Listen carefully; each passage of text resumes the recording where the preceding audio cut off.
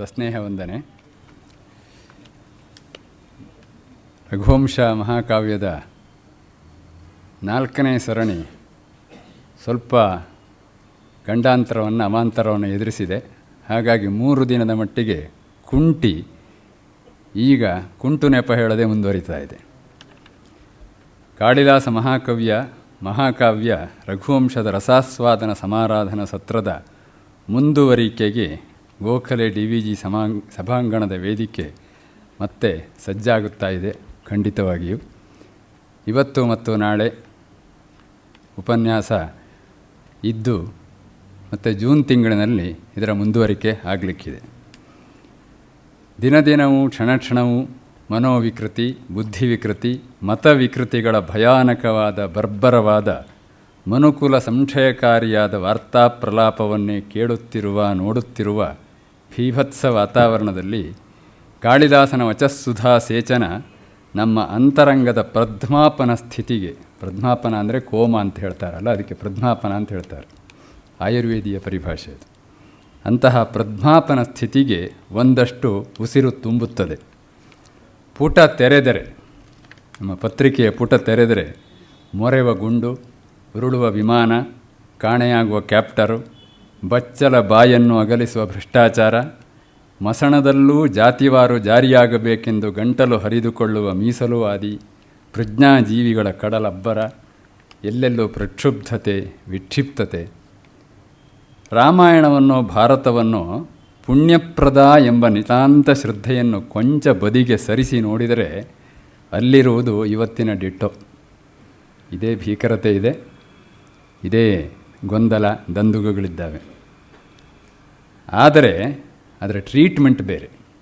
ಭಾರತ ರಾಮಾಯಣಂತ ಈ ಟ್ರೀಟ್ಮೆಂಟ್ ಮಾಡುವುದರಲ್ಲೇ ಪ್ರಪಂಚದ ಎಲ್ಲ ಕವಿಗಳು ತಮ್ಮನ್ನು ತೇಯ್ದುಕೊಂಡಿದ್ದಾರೆ. ಕಾವ್ಯಪ್ರಯೋಗದ ಮೂಲಕ ಸಮಸ್ತ ವಿಶ್ವದ ಶಾಂತಿ ಸುವ್ಯವಸ್ಥೆಯನ್ನು ಸಾಧಿಸುವ 10 ದಾರಿಗಳ ತೋರುಗೈಯಾಗಿದ್ದಾರೆ. ಅಂತಹವರಲ್ಲಿ ಕಾಳಿದಾಸನದು ಪ್ರಥಮ ಪಂಕ್ತಿಯ ಪ್ರಣಮ್ಯ ಪ್ರತಿಭೆ. ಹುಂಡು ನೀರು ಬತ್ತಿ ಬರಡಾದ ಮನಸ್ಸಿನ ಹೊಟ್ಟು ಬಾವಿಗೂ ಪಾತಾಳಗರಡಿ ಜಾಲಾಡಿಸಿ ಅಲ್ಲಿರುವ ಆರ್ದ್ರತೆಯನ್ನು ತೋರಿಸುವ ಮಹಾ ಸಹೃದಯಾತ. ಇದು ಅವನ ಟ್ರೀಟ್ಮೆಂಟ್.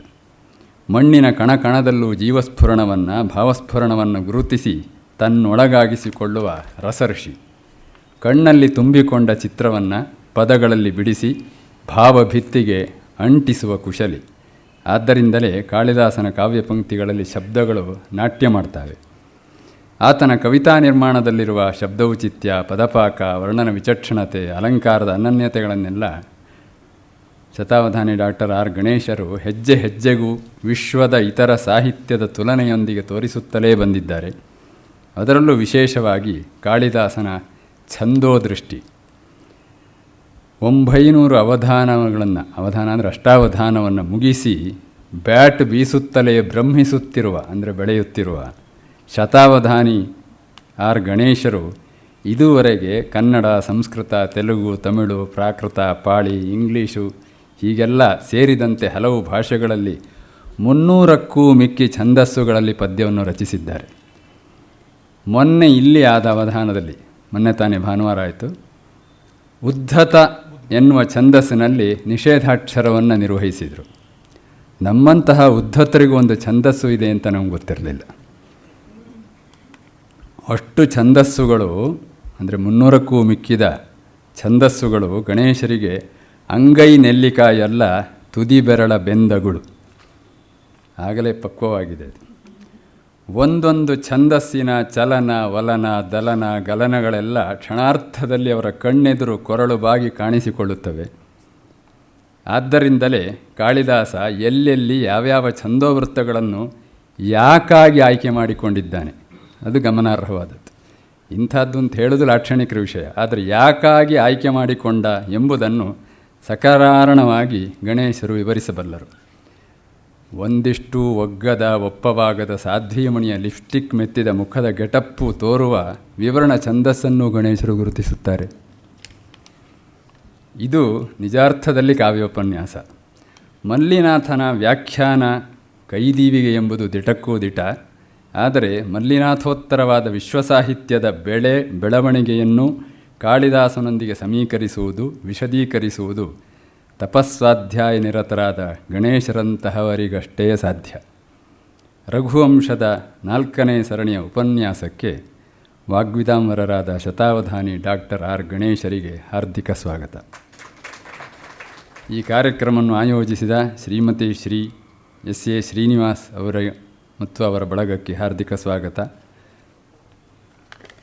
ಈ ಉಪನ್ಯಾಸವನ್ನು ಕೇಳಲು ಆಗಮಿಸಿದ ತಮಗೆ ಹಾರ್ದಿಕ ಸ್ವಾಗತ. ಓಂ ತತ್ಸತ್. ಎಲ್ಲರಿಗೆ ನಮಸ್ಕಾರ. ರಘುವಂಶದ 10ನೆಯ ಸರ್ಗಕ್ಕೆ ನಾವು ಬಂದಿದ್ದೀವಿ.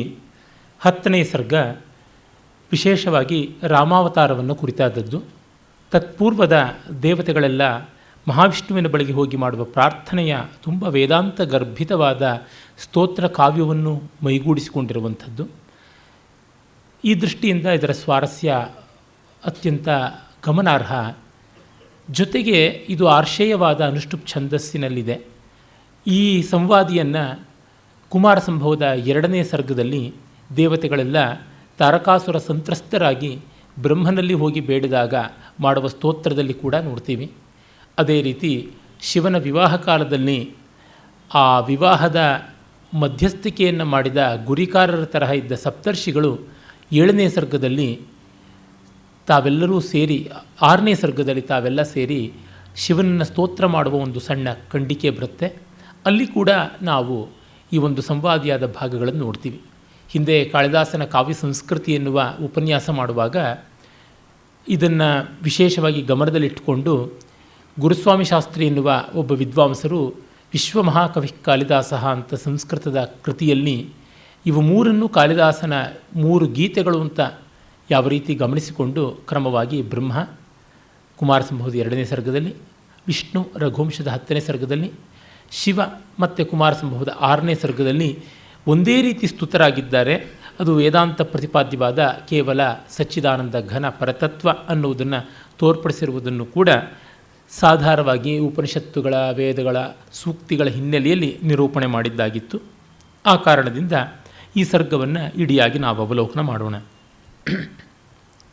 ಮತ್ತು ಇನ್ನೂ ಒಂದು ಗಮನಾರ್ಹವಾದದ್ದೇನೆಂದರೆ ಭಗವದ್ಗೀತೆಗೂ ಮತ್ತು ಇದಕ್ಕೂ ಭಾಷಾ ಸಾಮ್ಯ, ಛಂದಸ್ಸಾಮ್ಯ, ಭಾವಸಾಮ್ಯ ಎಷ್ಟಿದೆ ಅನ್ನೋದು ಗೊತ್ತಾಗುತ್ತದೆ. ಎಷ್ಟೋ ಬಾರಿ ನನಗೊಂಥರ ಭಗವದ್ಗೀತೆ ಇಲ್ಲಿಯ ಮಾತುಗಳನ್ನು ಏನಾದರೂ ಬಳಸ್ಕೊಳ್ತಾ ಅಥವಾ ಕಾಳಿದಾಸ ಭಗವದ್ಗೀತೆಯನ್ನು ಬಳಸ್ಕೊಂಡ ಅಂತ ಹೇಳೋದಕ್ಕೆ ಸಂದಿಗ್ಧತೆ ಆಗುವಂಥ ಸ್ಥಿತಿ ಬರುತ್ತೆ. ಯಾಕೆಂದರೆ ಕಾಳಿದಾಸ ಉಂಡುಂಡೆಯಾಗಿ ಎಲ್ಲಿಯದನ್ನು ತೊಗೊಂಡವನಲ್ಲ. ಹಾಗೆಂತ ಭಗವದ್ಗೀತೆ ತೊಗೊಳ್ತಾ ಬಹಳ ಕಷ್ಟ ಅದನ್ನು ಹೇಳೋದು. ಆದರೆ ಭಗವದ್ಗೀತೆಗೆ ಉದ್ವಾಪ ಆರೋಪಗಳು ಆಗಿರಲಾರವ ಅದು ಗೊತ್ತಾಗೋಲ್ಲ. ಅನಿಶ್ಚಿತವಾದದ್ದು ಯಾವುದಕ್ಕೂ ಗಟ್ಟಿ ಆಧಾರಗಳಿಲ್ಲದೆ ಇರೋದ್ರಿಂದ ಸುಮ್ಮನೆ ಊಹೆ ಮಾಡಬಾರ್ದು. ಆದರೆ ಈ ಥರ ಮನಸ್ಸಿಗೆ ಊಹೆಗಳು ಬರುವುದು ಉಂಟು. ಅದನ್ನು ಕೂಡ ನಿಮ್ಮ ಮುಂದೆ ನಿವೇದಿಸ್ತಾ ಇದ್ದೀನಿ. ಅಂದರೆ ಕಾಳಿದಾಸ ಅದೆಷ್ಟರ ಮಟ್ಟಿಗೆ ಭಾರತೀಯ ಸಂಸ್ಕೃತಿಯ ಜೀವಾಳವನ್ನು ಗ್ರಹಿಸಿಕೊಂಡಿದ್ದ ಅನ್ನೋದನ್ನು ನೋಡಬೇಕು. ಮೊದಲನೇ ಪದ್ಯ ದಶರಥನ ಸಂತಾನ ದೋಹದ. ಪೃಥಿವೀಂ ಶಾಸತಸ್ತಸ್ಯ ಪಾಕಶಾಸನ ತೇಜಸಃ ಕಿಂಚಿದೂನಂ ಅನೂನರ್ಥೇ ಶರದಾಂ ಅಯುತಂ ಯಯೌ. ಅಯುತ ಅಂದರೆ 10,000. 10,000 ವರ್ಷಗಳು ದಶರಥನ ಆಳ್ವಿಕೆಯಲ್ಲಿ ಕಳೆದುವಂತೆ ಪಾಕಶಾಸನ ತೇಜಸ್ವಿಯಾದ ಆ ಪೃಥ್ವಿ ಶಾಸನ ಮಾಡುವ ದಶರಥನ ಆಳ್ವಿಕೆಯಲ್ಲಿ 10,000 ವರ್ಷಗಳಾದವು ಅಂತ. 1000 ಅನ್ನೋದನ್ನು ವರ್ಷ ಅನ್ನೋದನ್ನು ಒಂದು ದಿವಸ ಅಂತ ಇಟ್ಕೊಳ್ಳೋದು ಅಂತ ಕೆಲವರು, ಅಥವಾ 60,000 ಅಂತಂದರೆ 1000 ಕಿತ್ತಾಕ್ಬಿಟ್ಟು 60 ವರ್ಷ ಅಂತ ಇಟ್ಕೊಳ್ಳೋದು. ಒಟ್ಟು ದಶರಥ ಆಳಿದ್ದು 60,000 ವರ್ಷಗಳ ಕಾಲ, ಅವನು ಬದುಕಿದ್ದು 60,000 ವರ್ಷಗಳ ಕಾಲ ಅಂತೆಲ್ಲ ಹೇಳಿದ್ರೆ ಒಟ್ಟು ಅವನು 60 ವರ್ಷ ಬದುಕಿದ್ದ ಅಂತ ತೆಗೊಳ್ಬೇಕು ಅಂತ ಹೀಗೆ ರಿಯಲಿಸ್ಟಿಕ್ ಪ್ಲೇನಲ್ಲಿ ಯೋಚನೆ ಮಾಡೋರು ಹೇಳ್ತಾರೆ. ತೊಂದರೆ ಇಲ್ಲ, ನಮಗೆ ಹಾಗೆ 60 ವರ್ಷ ಅಂತ ಇಟ್ಕೊಂಡ್ರೆ ಸತ್ಯದ ಹತ್ತಿರಕ್ಕೆ ಬಂದ್ವಿ ಅಂತ ಸಮಾಧಾನ ಆಗುತ್ತೆ ಅಂದರೆ ಇಟ್ಕೊಳ್ಬಹುದು. ಅರೆ ಕಾವ್ಯದ ಮಟ್ಟಿಗೆ 60,000 ಅಂತ ಇಟ್ಕೊಂಡ್ರೆ ಪ್ರಾಣ ಏನೂ ಹೋಗೋದಿಲ್ಲ. ತಾತ್ಪರ್ಯ ಇರುವುದು ಸಾಕಷ್ಟು ದೀರ್ಘಕಾಲ ಅವನಿಗೆ ಸಂತಾನವಾಗಲಿಲ್ಲ ಅಂತ ಅಷ್ಟೇ, ಇನ್ನೇನೂ ಇಲ್ಲ. ಯಾರೋ ಒಬ್ಬರು ಈ ಎಲೆಕ್ಷನ್ ಸೆನ್ಸಸ್ ಇತ್ಯಾದಿ ಯಾವುದೋ ಒಂದು ಸಂದರ್ಭದಲ್ಲಿ ಕೇಳ್ಕೊಂಡು ಬಂದ್ರಂತೆ, ನಿಮ್ಮ ಮನೆಯಲ್ಲಿ ಓದೋರಿದ್ದಾರ? ಮತ್ತೊಂದು ಹೌದು ನಾನು ಓದಿದ್ದೀನಿ, 3 MA ಓದಿದ್ದೀನಿ, 4 ಡಿಪ್ಲೊಮೊಗಳು ಮಾಡಿದ್ದೀನಿ, 2 ಡಾಕ್ಟ್ರೇಟ್ ಮಾಡಿದ್ದೀನಿ ಅಂತೆಲ್ಲ ಹೇಳಿದ್ರಂತೆ. ಆಮೇಲೆ ಅವ್ರು ಏನೋ ಬರ್ಕೊಂಡ್ರಂತೆ. ಏನು ಅಂತ ಬರ್ಕೊಂಡಿದ್ರೆ ಲಿಟರೇಟ್, ಅಕ್ಷರಸ್ಥ ಅಂತ ಬರ್ಕೊಂಡಿದ್ರಂತೆ ಅಷ್ಟೇ. ಅನಕ್ಷರಸ್ಥರ ಅಕ್ಷರಸ್ಥರ ಅಂತ ಆ ಕಾಲಂ ಇರೋದು. ಇವರು ತಮ್ಮ ಬಿರುದು ಬಾವಲಿ ಎಲ್ಲ ಎಷ್ಟು ಹೇಳ್ಕೊಂಡ್ರು ಕಡೆಗೆ ಅಷ್ಟಕ್ಕೆ ಬರುವಂಥದ್ದು, ಇನ್ನೇನೂ ಇಲ್ಲ. ಹೀಗೆ ಇವೆಲ್ಲ ಕಡೆಗೆ ತುಂಬ ವರ್ಷ ಅವನು ಮಕ್ಕಳಿರಲಿಲ್ಲ ಅನ್ನೋ ತಾತ್ಪರ್ಯಕ್ಕೆ ಬರ್ತದೆ. ಕಾವ್ಯ ತಕ್ಕಡಿ ಹಿಡ್ಕೊಂಡು ಎಂದೂ ಹೋಗೋದಿಲ್ಲ. ಕಾವ್ಯ ಮಾನಮೇಯ ವ್ಯವಹಾರಗಳನ್ನೆಲ್ಲವನ್ನು ಮುಳುಗಿಸಿಬಿಟ್ಟೇನೆ ತಕ್ಕಡಿಯನ್ನು ಮತ್ತೆಂದೂ ತೇಲದೇ ಇರುವ ಮಡುವಿಗೆ ಕಲ್ಲು ಕಟ್ಟಿ ತಳಮುಟ್ಟಿಸಿಯೇ ಹೊರಕ್ಕೆ ಬರತಕ್ಕಂಥದ್ದು. ನಿಯತಿಕೃತ ನಿಯಮರಹಿತ ಅನ್ನುವುದು ಆ ಮಾತಿಗೆ ಗೊತ್ತಾಗುತ್ತದೆ. ಇಲ್ಲಿ ಅತಿಶಯೀಕರಣಕ್ಕೋಸ್ಕರವಾಗಿ 10,000 ವರ್ಷಗಳು ಅಂತ ಹೇಳಿದ್ದಿರಬೇಕು. ಮತ್ತು ನಮ್ಮ ಜನಕ್ಕೆ ಸೊನ್ನೆಗಳಿಗೆ ಬೆಲೆಯೇ ಇಲ್ಲ, ಎಲ್ಲವನ್ನೂ ಹಾಗೆ ಹೇಳ್ತಾರೆ. ಭಾರತೀಯರಿಗಂತೂ ಅದೆಷ್ಟು ಹುಚ್ಚು, ಎಲ್ಲವೂ ಅತಿಶಯವೇ. ಈಗಿರೋ ಮಹಾಭಾರತವೇ ಅಲ್ಲ, ಅದು ಎಷ್ಟೋ ಇತ್ತಂತೆ. ಅದು 12 ಲಕ್ಷ ಶ್ಲೋಕವೋ ಎಲ್ಲೋ ದೇವಲೋಕದಲ್ಲಿತ್ತು, ಗಂಧರ್ವ ಲೋಕದಲ್ಲಿತ್ತು, ಕರಗಿ ಈ ಸ್ಥಿತಿಗೆ ಬಂತು ಅಂತ ಅನ್ನುವಂಥದ್ದು. ಯಾವುದೂ ನಮಗೆ ಮೂಲ ಗ್ರಂಥ ಸಿಕ್ಕೇ ಅಲ್ಲ, ಎಲ್ಲ ನಿರ್ಮೂಲ ಗ್ರಂಥಗಳೇ ನಮಗೆ ಸಿಕ್ಕಿರೋದು ಅಂತ. ಅದು ಒಂಥರ ಹೆಚ್ಚು ಸೇರಿಸಿದಷ್ಟು ದೊಡ್ಡದು ಅಂತ. ಪಾಪ ಸಂತೋಷ, ಅಂದುಕೊಳ್ಳಿ, ಏನು ಪರವಾಗಿಲ್ಲ. ನಮ್ಮ ಮನೆ ಹತ್ತಿರ ಮುಂಚೆ ನಮ್ಮ ಮನೆ ಎದುರಿಗೆ ಮನೆಗಳು ಯಾವುದೂ ಕಟ್ಟಿದೆ, ಒಂದಷ್ಟು ಗುಡಿಸಲುಗಳಿದ್ವು. ಅಲ್ಲಿ ಪಾಪ ಬಡ ಜನ, ಎಷ್ಟೋ ಜನ ಕೂಲಿಕಾರರು ಇರ್ತಾಯಿದ್ರು. ಅವ್ರ ಮಕ್ಕಳುಗಳು ಬರೋರು ನಮ್ಮ ಮುಂದೆ ಆಟ ಆಡ್ತಕ್ಕಂಥವ್ರಿದ್ದರು.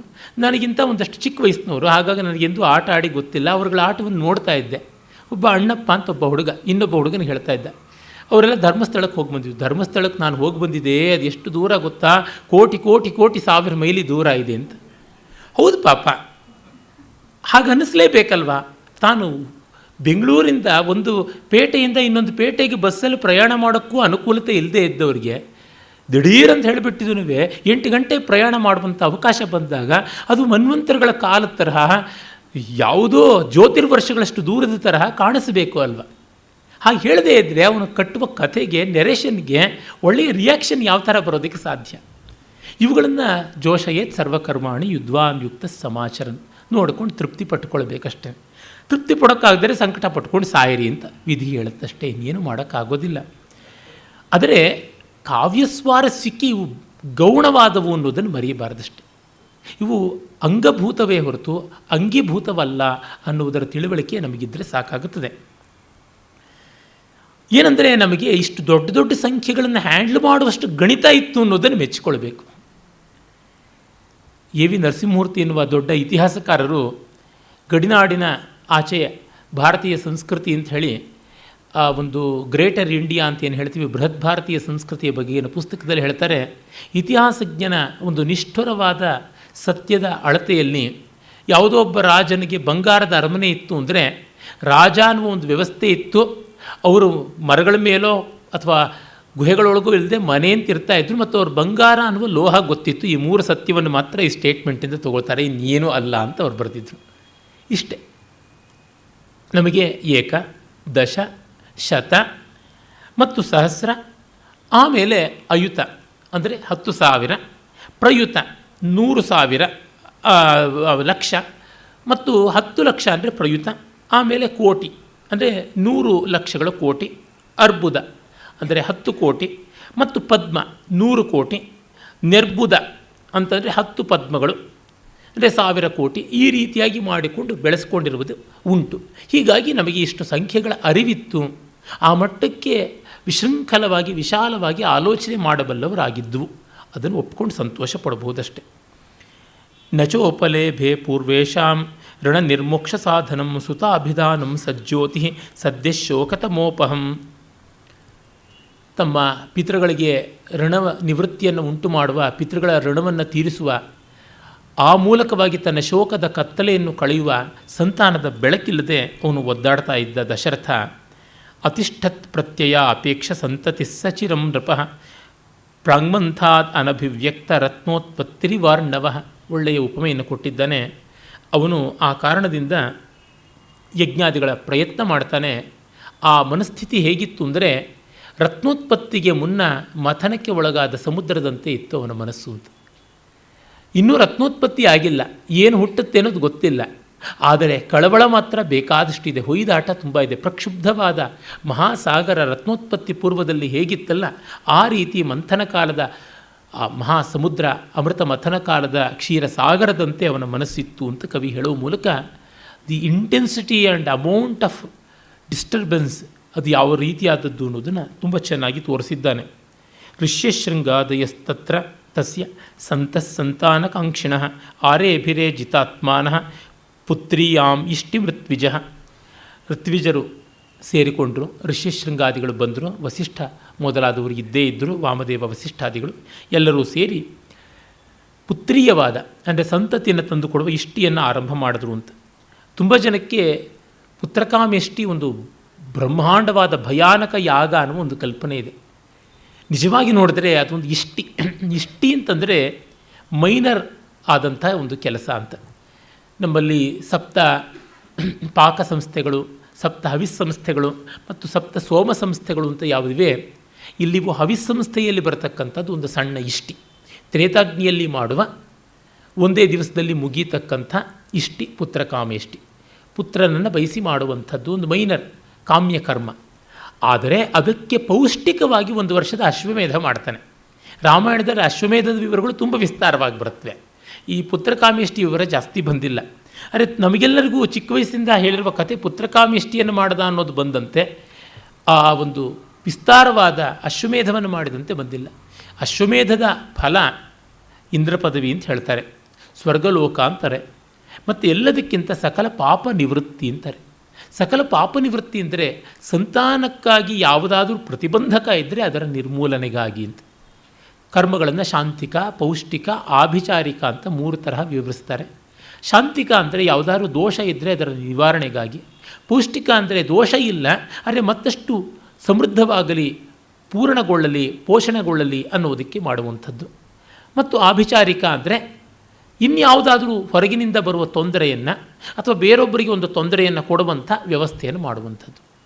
ಹೀಗಾಗಿ ಊನವನ್ನು ಕೊರತೆ ಮಾಡಿದ್ದನ್ನು ತುಂಬಿಕೊಡುವಂಥದ್ದು ಶಾಂತಿಕವಾದರೆ, ಪುಷ್ಟಿಯನ್ನು ತಂದುಕೊಡ್ತಕ್ಕಂಥದ್ದು ಪೌಷ್ಟಿಕ, ಬೇರೊಬ್ಬರಿಗೆ ಹಾನಿ ಊನಗಳನ್ನು ಉಂಟು ಮಾಡುವುದು ಆಭಿಚಾರಿಕ ಅಂತ ಗೊತ್ತಾಗುತ್ತದೆ. ಆಮೇಲೆ ತಸ್ಮಿನ್ನವಸರೆ ದೇವ ಪೌಲಸ್ತ್ಯೋಪಪ್ಲುತ ಹರಿಂ ಅಭಿಜಗ್ಮುರ್ನಿದಾಘರ್ತಾಶ್ಛಾಯಾ ವೃಕ್ಷಮಿವಾಧ್ವಗಾ. ಇವರಿಲ್ಲಿ ಭೂಲೋಕದಲ್ಲಿ ಯಜ್ಞಕ್ಕೆ ದೀಕ್ಷಿತರಾದಾಗ ದೇವಲೋಕದಲ್ಲಿ ದೇವತೆಗಳಿಗೆ ರಾವಣನ ತೊಳಲಾಟ ಹೆಚ್ಚಾಗಿ ಬೇಸಿಗೆಯಲ್ಲಿ ಬಳಲಿದವರು ಛಾಯಾವೃಕ್ಷಕ್ಕೆ, ನೆರಳಿನ ಮರಕ್ಕೆ ಹೇಗೆ ಹತ್ತಿರ ಹೋಗ್ತಾರೋ ಆ ರೀತಿ ಮಹಾವಿಷ್ಣುವಿನ ಕಡೆಗೆ ಹೋದರು ಅಂತ. ಇದು ಬಹಳ ಚೆನ್ನಾಗಿದೆ. ರಾವಣೋ ಲೋಕರಾವಣ ಅನ್ನುವ ಮಾತು ವಾಲ್ಮೀಕಿ ಬಾಯಲ್ಲಿ ಬರುತ್ತೆ. ಲೋಕವನ್ನೆಲ್ಲ ರಾವಣ ಗೋಳಿಡಿಸ್ತಕ್ಕಂಥವನು, ಬೆಂಕಿ ಹಾಕಿ ಕಾಡ್ತಕ್ಕಂಥವನು, ಬೇಸಿಗೆಯ ಬಿರುಬಿನ ಹಾಗಿರುವವನು. ಆ ಸಂದರ್ಭದಲ್ಲಿ ದೇವತೆಗಳು ಶಾರಂಗ ಅನ್ನುವ ಕಾಮನ ಬಿಲ್ಲನ್ನು ಹೊಂದಿರುವ, ಶಂಖ ಅನ್ನುವ ಬಲಾಕವನ್ನು ಹೊಂದಿರುವ, ಚಕ್ರ ಅನ್ನುವ ಸೊಗಸಾಗಿರುವ ಮಿಂಚಿನ ವಲಯಗಳನ್ನು ಹೊಂದಿರುವ, ಅವನ ನಂದಕ ಖಡ್ಗ, ಕೌಮೋದಕಿ ಗದೆ ಎನ್ನುವ ಗುಡುಗು ಸಿಡಿಲುಗಳನ್ನೇ ಹೊಂದಿರುವಂತಹ ನೀಲ ಮೇಘರೂಪಿಯಾದ ಮಹಾವಿಷ್ಣುವಿನ ಮೇಘ ಅದನ್ನು ಆಶ್ರಯಿಸೋದು, ತಂಪು ನೆರಳಿನ ಮರವನ್ನು ಆಶ್ರಯಿಸೋದು, ಇದೆಲ್ಲ ಒಳ್ಳೆ ಹೋಲಿಕೆ. ವಿಷ್ಣು ತನ್ನೆಳಲು ಕೊಡುವ ಮರ ಇದ್ದಂತೆ, ನೆಳಲು ಕಪ್ಪಗಿರುತ್ತೆ, ಅವನು ನೀಲಮೇಘಶ್ಯಾಮ. ಈ ಎಲ್ಲ ದೃಷ್ಟಿಯಿಂದ ನೋಡಿದಾಗ ಛಾಯಾವೃಕ್ಷದ ಸ್ವಾರಸ್ಯ ಬಹುವಿಧವಾದಂಥದ್ದು. ಛಾಯಾವೃಕ್ಷವನ್ನು ಸುತ್ತಿಕೊಂಡಿರುವ ಬಳ್ಳಿಯಂತೆ ಲಕ್ಷ್ಮಿ ಇರ್ತಾಳೆ ಅಂತ ಕೂಡ ನಾವು ಊಹೆ ಮಾಡಿಕೊಳ್ಳಬಹುದು.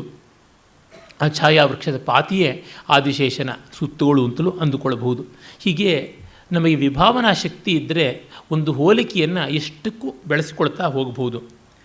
ತೇಚ ಪ್ರಾಪುರುದನ್ವಂತಂ ಬಹುಧೇಚಾದಿಪುರುಷಃ ಅವ್ಯಾಕ್ಷೇಪೋ ಭವಿಷ್ಯಂತ್ಯಾಹ ಕಾರ್ಯಸಿದ್ಧೇರ್ಹಿ ಲಕ್ಷಣಂ. ಆದಿಪುರುಷ ಪರಮಪುರುಷ ಇರುವ ಕ್ಷೀರಸಾಗರದ ಬಳಿಗೆ ಹೋಗ್ತಾರೆ. ಅವ್ಯಾಕ್ಷೇಪ ಅಂತನ್ನೋದನ್ನು ಗಮ್ಯಸ್ಯ ಅವ್ಯಾಸಂಗ ಅಂತ, ಅಂದರೆ ಅವಿಲಂಬ, ಬೇಗ ಅಲ್ಲಿ ಹೋಗಿ ತೊಡಗೋದು ಯಾವುದಿದೆ, ತುಂಬ ಬೇಗ ಅಲ್ಲಿಗೆ ಹೋದ್ರಂತೆ. ಅವ್ಯಾಕ್ಷೇಪ, ವಿಕ್ಷೇಪಕ್ಕೆ ಅವಕಾಶ ಇಲ್ಲದೆ, ತಡವೇ ಇಲ್ಲದೆ ಹೋದರೂ ಕಾರ್ಯಸಿದ್ಧಿಯ ಮಹಾಲಕ್ಷಣವಾಯಿತು ಅಂತ. ನಮ್ಮ ಪುರಾಣಗಳಲ್ಲಿ ಎಲ್ಲ ಬಂದೇ ಬರ್ತೀವಿ. ಯಾವ ರಾಕ್ಷಸ ಬಂದರೂ ಇಲ್ಲ ಶಿವನ ಹತ್ತಿರಕ್ಕೆ, ಇಲ್ಲ ಬ್ರಹ್ಮನ ಹತ್ತಿರಕ್ಕೆ, ಇಲ್ಲ ವಿಷ್ಣು ಹತ್ತಿರಕ್ಕೆ ಎಲ್ಲರೂ ದೌಡಿಡೋದು, ನೀವೇ ಕಾಪಾಡಬೇಕು ಅಂತ ಬೇಡುವಂಥದ್ದು. ಅಂದರೆ ಅವುಗಳ ಕಾಸ್ಮಿಕ್ ಡೈಮೆನ್ಷನ್ ಅಂತೀವಲ್ಲ, ಅದು ತುಂಬ ಮುಖ್ಯ. ಒಬ್ಬ ಎಲ್ಲಿಯೋ ಏನೋ ತೊಂದರೆ ಮಾಡಿದ್ರೆ ಅದು ವಿಶ್ವದ ಎಲ್ಲ ಮೂಲೆಗಳಿಗೂ ತೊಂದರೆಯನ್ನು ಕೊಡುತ್ತದೆ. ವಿಶ್ವ ಪರಿಪಾಲನಾ ಶಕ್ತಿಗಳು ಮೊದಲು ಜಾಗೃತವಾಗುತ್ತವೆ ಅಂತ ನಮಗೆ ಗೊತ್ತಿದೆ. ಭೂಮಿಗೆ ಏನಾದರೂ ಸ್ವಲ್ಪ ತೊಂದರೆ ಬಂದರೂ ಮೊದಲು ಆ ತೊಂದರೆಯನ್ನು ಅನುಭವಿಸ್ತಕ್ಕಂಥದ್ದು ಪರಿಸರ. ಗಾಳಿ ಅನುಭವಿಸುತ್ತೆ, ನೀರು ಅನುಭವಿಸುತ್ತೆ, ನೆಲ ಅನುಭವಿಸುತ್ತೆ, ಕಾಡು ಅನುಭವಿಸುತ್ತೆ, ಕಾಡಿನ ಜೀವರಾಶಿಗಳು ಅನುಭವಿಸುತ್ತೆ, ಕಟ್ಟಕಡೆಗೆ ಮನುಷ್ಯ ಅನುಭವಿಸ್ತಾನೆ. ಯಾಕೆಂದರೆ ಇವುಗಳು ಅಷ್ಟನ್ನು ಹಿರಿದು ತಿಂದು ಬದುಕ್ತಾ ಇರೋದ್ರಿಂದ, ಬೇರೆಯವ್ರನ್ನೆಲ್ಲ ಕಿತ್ತುಕೊಂಡು ತಿಂತಾ ಇರೋದ್ರಿಂದ. ನಮಗೆ ನೀರಿಲ್ಲ ಅಂತಂದರೆ ಬೋರ್ವೆಲ್ ಹಾಕ್ತೀವಿ. ಬೇರೆ ಪ್ರಾಣಿಗಳಿಗೆ ಬಾವಿ ಹಾಕ್ಕೊಳ್ಳೋಕ್ಕೇನು ಗುದ್ದಲಿ ಪಿಕಾಸಿ ಹಾರೇವ್ಯ, ಬೋರ್ವೆಲ್ಗೆ ಏನಾದರೂ ಕೊರೆಯೋದಕ್ಕೆ ವ್ಯವಸ್ಥೆ ಉಂಟು ಅವುಗಳಿಗೆ. ಹರಿಯುವ ನೀರಿಲ್ಲದೆ ಇದ್ದರೆ, ಕೆರೆ ಕುಂಟೆಗಳಿಲ್ಲದೆ ಇದ್ದರೆ ಅವುಗಳು ತಾವಾಗಿ ಏನೂ ಮಾಡ್ಕೊಳ್ಳೋಕ್ಕಾಗೋದಿಲ್ಲ ಪಾಪ. ಅದೇ ರೀತಿ ಹಸಿರಿಲ್ಲ ಅಂತಂದರೆ ನಾವು ಆ ದೇಶದಿಂದ ಈ ದೇಶದಿಂದ ಎಲ್ಲೆಲ್ಲಿಂದಲೋ ತರಿಸ್ಕೊಳ್ತೀವಿ. ಅವುಗಳೇನು ತರಿಸ್ಕೊಳ್ಳೋಕ್ಕಾಗುತ್ತೆ, ಏನು ಮಾಡೋದಕ್ಕಾಗುತ್ತೆ? ವಿಕಿರಣದ ಪ್ರಮಾದ ಇದೆ ಅಂತಂದರೆ ನೋಡಿ, ಚೆರ್ನೋಬಿಲ್ನಲ್ಲಿ ದುರಂತ ಅಂತ ಆಗ ಗೊತ್ತಾದಾಗ ಏನು ಮಾಡಿದ್ರು, ಹಾಲೆಂಡ್ ಮೊದಲಾದ ಹತ್ತಿರದ ಪ್ರದೇಶಗಳಿಂದ ಬೆಣ್ಣೆ ಚೀಸ್ಗಳನ್ನು ತರಿಸೋದು ಬಿಟ್ಟಿದ್ದು ದೂರದ ಜಪಾನಿಂದ ತರಿಸ್ಕೊಳ್ಳೋಕೆ ಶುರು ಮಾಡ್ತು ಅಮೇರಿಕ. ವಿಕಿರಣದ ಸೋಂಕು ಇಲ್ಲದೆ ಇರುವಂಥ ರೀತಿ ಮಾಡ್ಕೊಳ್ಬೇಕು ಅಂತ ಮನುಷ್ಯ ಅಚ್ಚುಕಟ್ಟು ಮಾಡ್ಕೊಳ್ತಾನೆ. ಹಾಗಾಗಿ ತನ್ನ ಸಮಸ್ಯೆಗಳನ್ನು ಪೋಸ್ಟ್ಪೋನ್ ಮಾಡ್ಕೊಳ್ತಾನೆ. ಸಮಸ್ಯೆ ಪೋಸ್ಟ್ಪೋನ್ ಮಾಡ್ಕೊಂಡಿದ್ದರಿಂದ ಆಗೋದೇನೂ ಇಲ್ಲ. ಅಗ್ರವೇಷನ್ನು, ಅಕ್ಯುಮುಲೇಷನ್ನು, ಮಿಕ್ಕೆಲ್ಲವಕ್ಕೂ ಸರ್ವನಾಶ. ಅವಿಲ್ಲದೆ ಅವನು ಬದುಕ್ತಾನೆ. ಈ ದೃಷ್ಟಿಯಿಂದ ದಿಕ್ಪಾಲಕರಿಗೆ ಮೊದಲು ಗೊತ್ತಾಗುತ್ತದೆ, ಭೂದೇವಿಗೆ ಮೊದಲು ಗೊತ್ತಾಗುತ್ತೆ, ಅರಣ್ಯಾನಿಗೆ ಮೊದಲು ಗೊತ್ತಾಗುತ್ತದೆ, ಆಪೋದೇವಿಗೆ ಗೊತ್ತಾಗುತ್ತೆ ಅಂತಂದರೆ ಇಡೀ ಪ್ರಕೃತಿ ಪರ್ಯಾವರಣ ಅವುಗಳಿಗೆ ಒಬ್ಬ ದುಷ್ಟನ ದೌರ್ಜನ್ಯ ಮೊದಲು ತಟ್ಟುತ್ತದೆ ಅಂತ. ಯಾರಿಗೆ ಸಂವೇದನಶೀಲತೆ ಹೆಚ್ಚಿರುತ್ತೋ ಅವರಿಗೆ ಬೇಗ ಗೊತ್ತಾಗುತ್ತೆ. ಚೆನ್ನಾಗಿ ಶ್ರುತಿಜ್ಞಾನ ಇದ್ದವರಿಗೆ ಆ ಕಚೇರಿಯಲ್ಲಿ ಒಂದು ಸ್ವಲ್ಪ ಅಪಸ್ವರ ಬಂದು ಅಂತ ಅನಿಸ್ಬಿಡುತ್ತೆ, ಮೈಮೇಲೆ ಪೆಟ್ಟು ಬಿದ್ದಂತೆ ಆಗಿಬಿಡುತ್ತೆ. ವ್ಯಾಕರಣ ಜ್ಞಾನ ಚೆನ್ನಾಗಿದ್ದವ್ರಿಗೆ ಯಾರಾದರೂ ಮಾತಾಡ್ತಾ ಇದ್ದರೆ ಎಲ್ಲಿ ಏನು ಬಂತೋ ಆ ತಕ್ಷಣವೇ ಅವರಿಗೆ ಮುಖ ಸಿಂಡರಿಸ್ಕೊಳ್ತಾನೆ ಇರ್ತಾರೆ. ಸಂವೇದನಶೀಲತೆಯಿಂದ ಉಂಟಾಗುವಂಥದ್ದು. ಈ ದೃಷ್ಟಿಯಿಂದ ನಾವು ದೇವತೆಗಳು ಹೋಗಿ ಸ್ಥಿತಿಕರ್ತನನ್ನೋ ಸೃಷ್ಟಿಕರ್ತನನ್ನೋ ಲಯಕರ್ತನನ್ನೋ ಬೇಡಿದ್ರು ಅಂತಂದರೆ ವಿಶ್ವದ ಏರುಪೇರನ್ನು ಸರಿ ಮಾಡಬೇಕಪ್ಪ ನೀನು ಅನ್ನುವಂಥದ್ದು ವಿಶ್ವ ವ್ಯವಸ್ಥೆಯನ್ನು ಶ್ರುತಿ ಮಾಡಿಕೊಳ್ಳಬೇಕು ಅನ್ನುವ ಒಂದು ಮೌಲಿಕ ಸಂವೇದನೆ ಅಂತ ಗೊತ್ತಾಗುತ್ತದೆ. ಈ ಅರ್ಥದಲ್ಲಿ ಪುರಾಣಗಳು ಕೊಡುವ ಚಿತ್ರ ತುಂಬ ರಮಣೀಯವಾದದ್ದು. ನೋಡಿ, ದಿಕ್ಪಾಲಕರು ಹೋಗ್ತಾರೆ, ಋಷಿಗಳು ಹೋಗ್ತಾರೆ, ಭೂದೇವಿ ಹೋಗ್ತಾಳೆ, ಅರಣ್ಯಾನಿ, ಆಪೋದೇವಿಯರು, ಈ ತರಹ 33 ಕೋಟಿ ದೇವತೆಗಳು ವಿಷ್ಣುವನ್ನು ಹೋಗಿ ಕೇಳ್ತಾರೆ ಅಂತನ್ನುವಲ್ಲಿ ದೇವತೆಗಳು ಅಂತಂದರೆ ಏನು? ತತ್ತದ್ವಿಷಯಗಳ ತತ್ವದ್ವಸ್ತುಗಳ ಅಭಿಮಾನಿಗಳು ಅಂತಲೇ ಅರ್ಥ. ಅಂದರೆ ಅವುಗಳಿಗೆ ತ್ರಾಸ ಒದಗಿದೆ, ಅವುಗಳಿಗೆ ಕಷ್ಟ ಒದಗಿದೆ ಎನ್ನುವ ಸೊಗಸಾದ ಧ್ವನಿ ಇಲ್ಲಿ ಉಂಟು. ಅದನ್ನು ಒಂದು ಪರ್ಸಾನಿಫೈ ಮಾಡಿದಾಗ ಕಲಾತ್ಮಕವಾಗಿ ಎಷ್ಟು ಚೆನ್ನಾಗಿ ಮಾಡಬಹುದು. ಭೂಮಿ ಬರ್ತಾಳೆ ಅಂತಂದರೆ ಒಬ್ಬ ಹೆಣ್ಣಿನ ರೂಪದಲ್ಲಿ ತಂದಾಗ ಗೊತ್ತಾಗುತ್ತೆ ಎಷ್ಟು ಹೆಣ್ಣಿನ ತಾಳ್ಮೆ, ಕಷ್ಟ ಸಹಿಷ್ಣುತೆ, ಆದರೂ ಜರ್ಜರೀಭೂತಳಾದದ್ದು, ಇದೆಲ್ಲವನ್ನೂ ಹೇಳುವ ಬಗೆ ನೋಡಿದಾಗ ಎಷ್ಟು ಸುಂದರ ಅನಿಸುತ್ತೆ. ಆಪೋದೇವಿಯರು ಸ್ತ್ರೀಯರು, ಅರಣ್ಯಾನಿ ಸ್ತ್ರೀ. ಈ ತಾಳಿಸುವ ಬಾಳಿಸುವ ಗುಣ ಯಾವುದುಂಟು ಅಲ್ಲೆಲ್ಲ ಸ್ತ್ರೈಣವನ್ನು ಅದೆಷ್ಟು ಚೆನ್ನಾಗಿ ತೋರ್ಪಡಿಸ್ತಾರೆ.